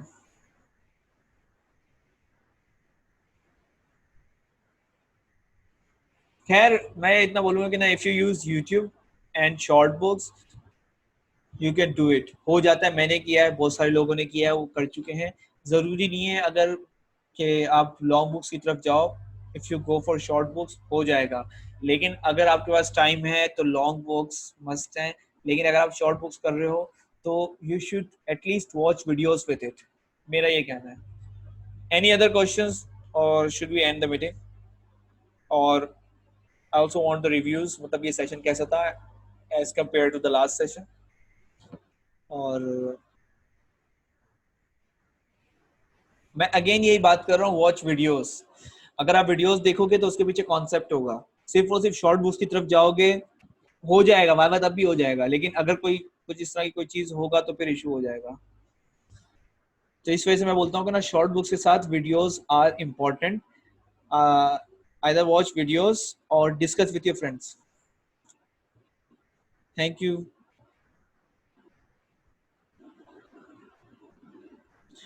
वीडियो से तो कॉन्सेप्ट बनते हैं, देखिए जो अब थ्रू आउट में यहाँ पर बैठा हूँ ना, I am talking to you, एक डिस्कशन हो रही है, तो यू आर अंडरस्टैंडिंग समथिंग, और आप लोगों को समझ में आ रहा है, that's why you are still here. तो अब मेरे कहने से समझ में आ रहा है, सोचो तो इतनी मेहनत करके वीडियो बना रहा है, उसके कहने से क्या समझ में आएगा? तो वीडियोस आर फॉर कॉन्सेप्ट्स, वरना तो रट्टा तो आप वीडियो से मार सकते हो, बुक से रट्टे मारो हो जाएगा। लेकिन मैं ये कहता हूँ वीडियोस देखना इस वजह से जरूरी है, कॉन्सेप्ट्स बनते हैं वीडियोस से, तभी आपको समझ में आता है। मैं I know people who don't read books, वो सिर्फ वीडियोस देखते हैं, उनके कॉन्सेप्ट बन जाते हैं, उसी कॉन्सेप्ट से वो वाइवा भी क्लियर करते हैं, थ्योरी भी क्लियर करते हैं, they don't read books, books को रीड ही नहीं करते, ये मैं बोल लूंगा।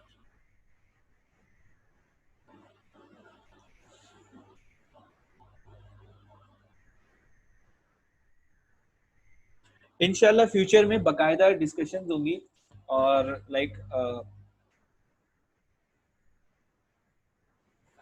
स्केची माइक्रो का मैं आपको बता देता हूँ, स्केची माइक्रो क्यों करनी है, अभी स्केची फार्मा करना होगा। स्केची माइक्रो का अभी क्या काम है आपका? अच्छा, you are in second year. Sketchy micro बहुत, मतलब कि ना, मैं आपको ये बताता हूँ कि ना, माइक्रो करने के 3 से 4 तरीके हैं, it depends how you do it, how you like it. जैसे फॉर एग्जांपल कुछ लोग करते हैं बोर्ड्स एंड बियॉन्ड्स, सही है, बोर्ड्स एंड बियॉन्ड्स के बारे में पता होना चाहिए आपको अब तक, सही है। मैं एक हम लोग सेशन करते हैं जिसके ऊपर मैं आपको डिफरेंट वीडियोस दिखाऊंगा जो मेरे पास अवेलेबल है, जो कि मतलब डिफरेंट जगहों पे आपको मिल सकती हैं, और हर किसी के पीछे का कॉन्सेप्ट क्या है और कौन किस तरीके से पढ़ाते हैं मैं ये बता दूंगा। तो कुछ लोग ये करते हैं कि वो बोर्ड्स एंड बियॉन्ड्स करते हैं, मेरे दोस्तों ने बोर्ड्स एंड बियॉन्ड्स किया था, मैंने खुद ने कैप्लन किया था, स्केची माइक्रो नहीं की थी मैंने। लेकिन मैं ये रेकमेंड करूंगा कि स्केची माइक्रो करो, बिकॉज यू विल अंडरस्टैंड कि उसके पीछे की चीजें क्या हैं, वो आपके दिमाग में बैठ जाएगा कि ना यार हाँ अच्छा, ये स्टैफ ऑरियस की बात करा तो वहाँ पर उसने क्या नाम है, ऑरियस या गोल्ड का उसने प्रेजेंटेशन दी थी, तो यू विल रिमेंबर, मुझे अभी तक याद है, मैंने 2 साल पहले किया था, तो उसने ऑरियस से ऑरियस जो है उसको गोल्ड होता है, इस वजह से स्टैफ ऑरियस, क्योंकि उसका येलो स्कूटम होता है, तो इस वजह से स्केची इंपॉर्टेंट है। तो लेकिन मैं सेशन करता हूँ जिसके अंदर मैं हर वीडियो के बारे में, हर उस वीडियो के बारे में जो कि इस वक्त हमारे सराउंडिंग में मौजूद है, जिसका हमें नहीं पता, या पता भी है तो ये नहीं पता है कि ना उसको यूज किस तरीके से करना है। मैं आपको बता दूं, मैं एक टॉपिक के लिए 3 से 4 किस्म की वीडियोस देखता हूँ, तो ये मैं बोर्ड्स एंड बियॉन्ड भी देखता हूँ, मैं DIT भी देखता हूँ, जब तक मुझे चीज समझ में नहीं आएगी तो आई वॉन्ट मूव फॉरवर्ड। लेकिन कभी कभी ऐसा होता है आपको आगे जाना पड़ता है क्योंकि लेट हो गया होता है, कभी कभी ऐसा होता है कॉन्सेप्ट बन जाता है, कभी कभी ऐसा होता है टाइम ज़ाया। तो इस वजह से मैं एक वीडियो जो हम आई थिंक नेक्स्ट सेशन में हम कर लेते हैं कि हम वीडियोस के बारे में बात कर लेंगे, जो कल का सेशन होगा। ये डेली बेसिस के सेशन है, तो मैं मतलब एवरीवन शुड रेडी कि ना भी ये रोजाना होगा, और रोजाना हमने इस टाइम पे ये मेट टॉक या फिर जो भी सेशन का जो होगा वो हमने देना है। तो हम नेक्स्ट सेशन के अंदर हम डिफरेंट वीडियोस, डिफरेंट वेबसाइट्स यहाँ से खोल के मैं कर दूंगा। यार मैं 8 बजे 9 बजे लाइब्रेरी से आता हूँ और सुबह से लाइब्रेरी में होता हूँ, तो पढ़ के फिर मैंने ये शुरू किया। दिस इज माय रिवीजन, मैं फाइनल ईयर में हूँ, मेरा रिवीजन हो रही है। मैंने यार इतनी सारी चीजें, सब कुछ हो गया। यस, ओजा लाइब्रेरी में होता हूँ मैं। ओजा लाइब्रेरी में सुबह तकरीबन 9-10 बजे से होता हूँ।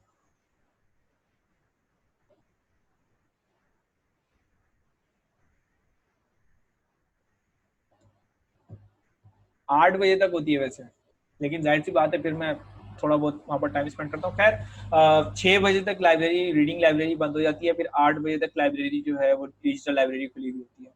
तो हम आज की इस मीटिंग को अभी यहीं पर एंड करते हैं। कल का जो हमारा टॉपिक होगा वो होगा different videos, different portals, different website that you can use for free. And आपकी उससे तैयारी क्या कितनी तैयारी होगी, कितने टाइम में कर सकते हो, कितने वक्त में कर सकते हो, ताकि कल को इस साल जैसे तैसे आपने जिंदगी गुजार ली, इस साल हो गया, लेकिन नेक्स्ट टाइम एक प्रॉपर प्लान के साथ उठना है। अभी आपके पास टाइम नहीं है तो आप ये है पजर्ट में जा रहे हो, लेकिन नेक्स्ट ईयर प्रॉपर प्लान के साथ जाना है इंशाल्लाह। हाँ, सीवीएस भी इंशाल्लाह कल कर लेते हैं। सीवीएस वास्ट टॉपिक था, इसी टाइम नहीं था, अभी 1 घंटा सीवीक लेगा एटलीस्ट। सीवीएस पूरा 1 घंटा लेगा, तो इस वजह से मैंने बोला कि ना इसको हम कल ही कर लेते हैं। तो अगर तुम लोगों को लग रहा है शायद मैं बुक्स वगैरह पढ़ के आ रहा हूँ, ऐसा बिल्कुल भी नहीं है, मैं सिर्फ अपने माइंड से बात कर रहा हूँ। तो मेरा टाइम कोई ज़ाया नहीं हो रहा, और एक अच्छा टाइम मेरे ख्याल से ये इन्वेस्टमेंट है, टाइम इन्वेस्ट अच्छा हो रहा है, ये कि मेरा फायदा हो रहा है, तुम लोगों का फायदा हो रहा है, दुआएं मिल रही है, तो मैं पास तो ही जाऊंगा इंशाल्लाह। तो I am not reading anything before this session, मैं बस आता हूँ और मैं बोलना शुरू कर देता हूँ। So that's how I do it. तो best of luck and remember me in your prayers. Next session में इंशाल्लाह मुलाकात होती है, और बस दुआओं में याद रखना। I am ending the meeting.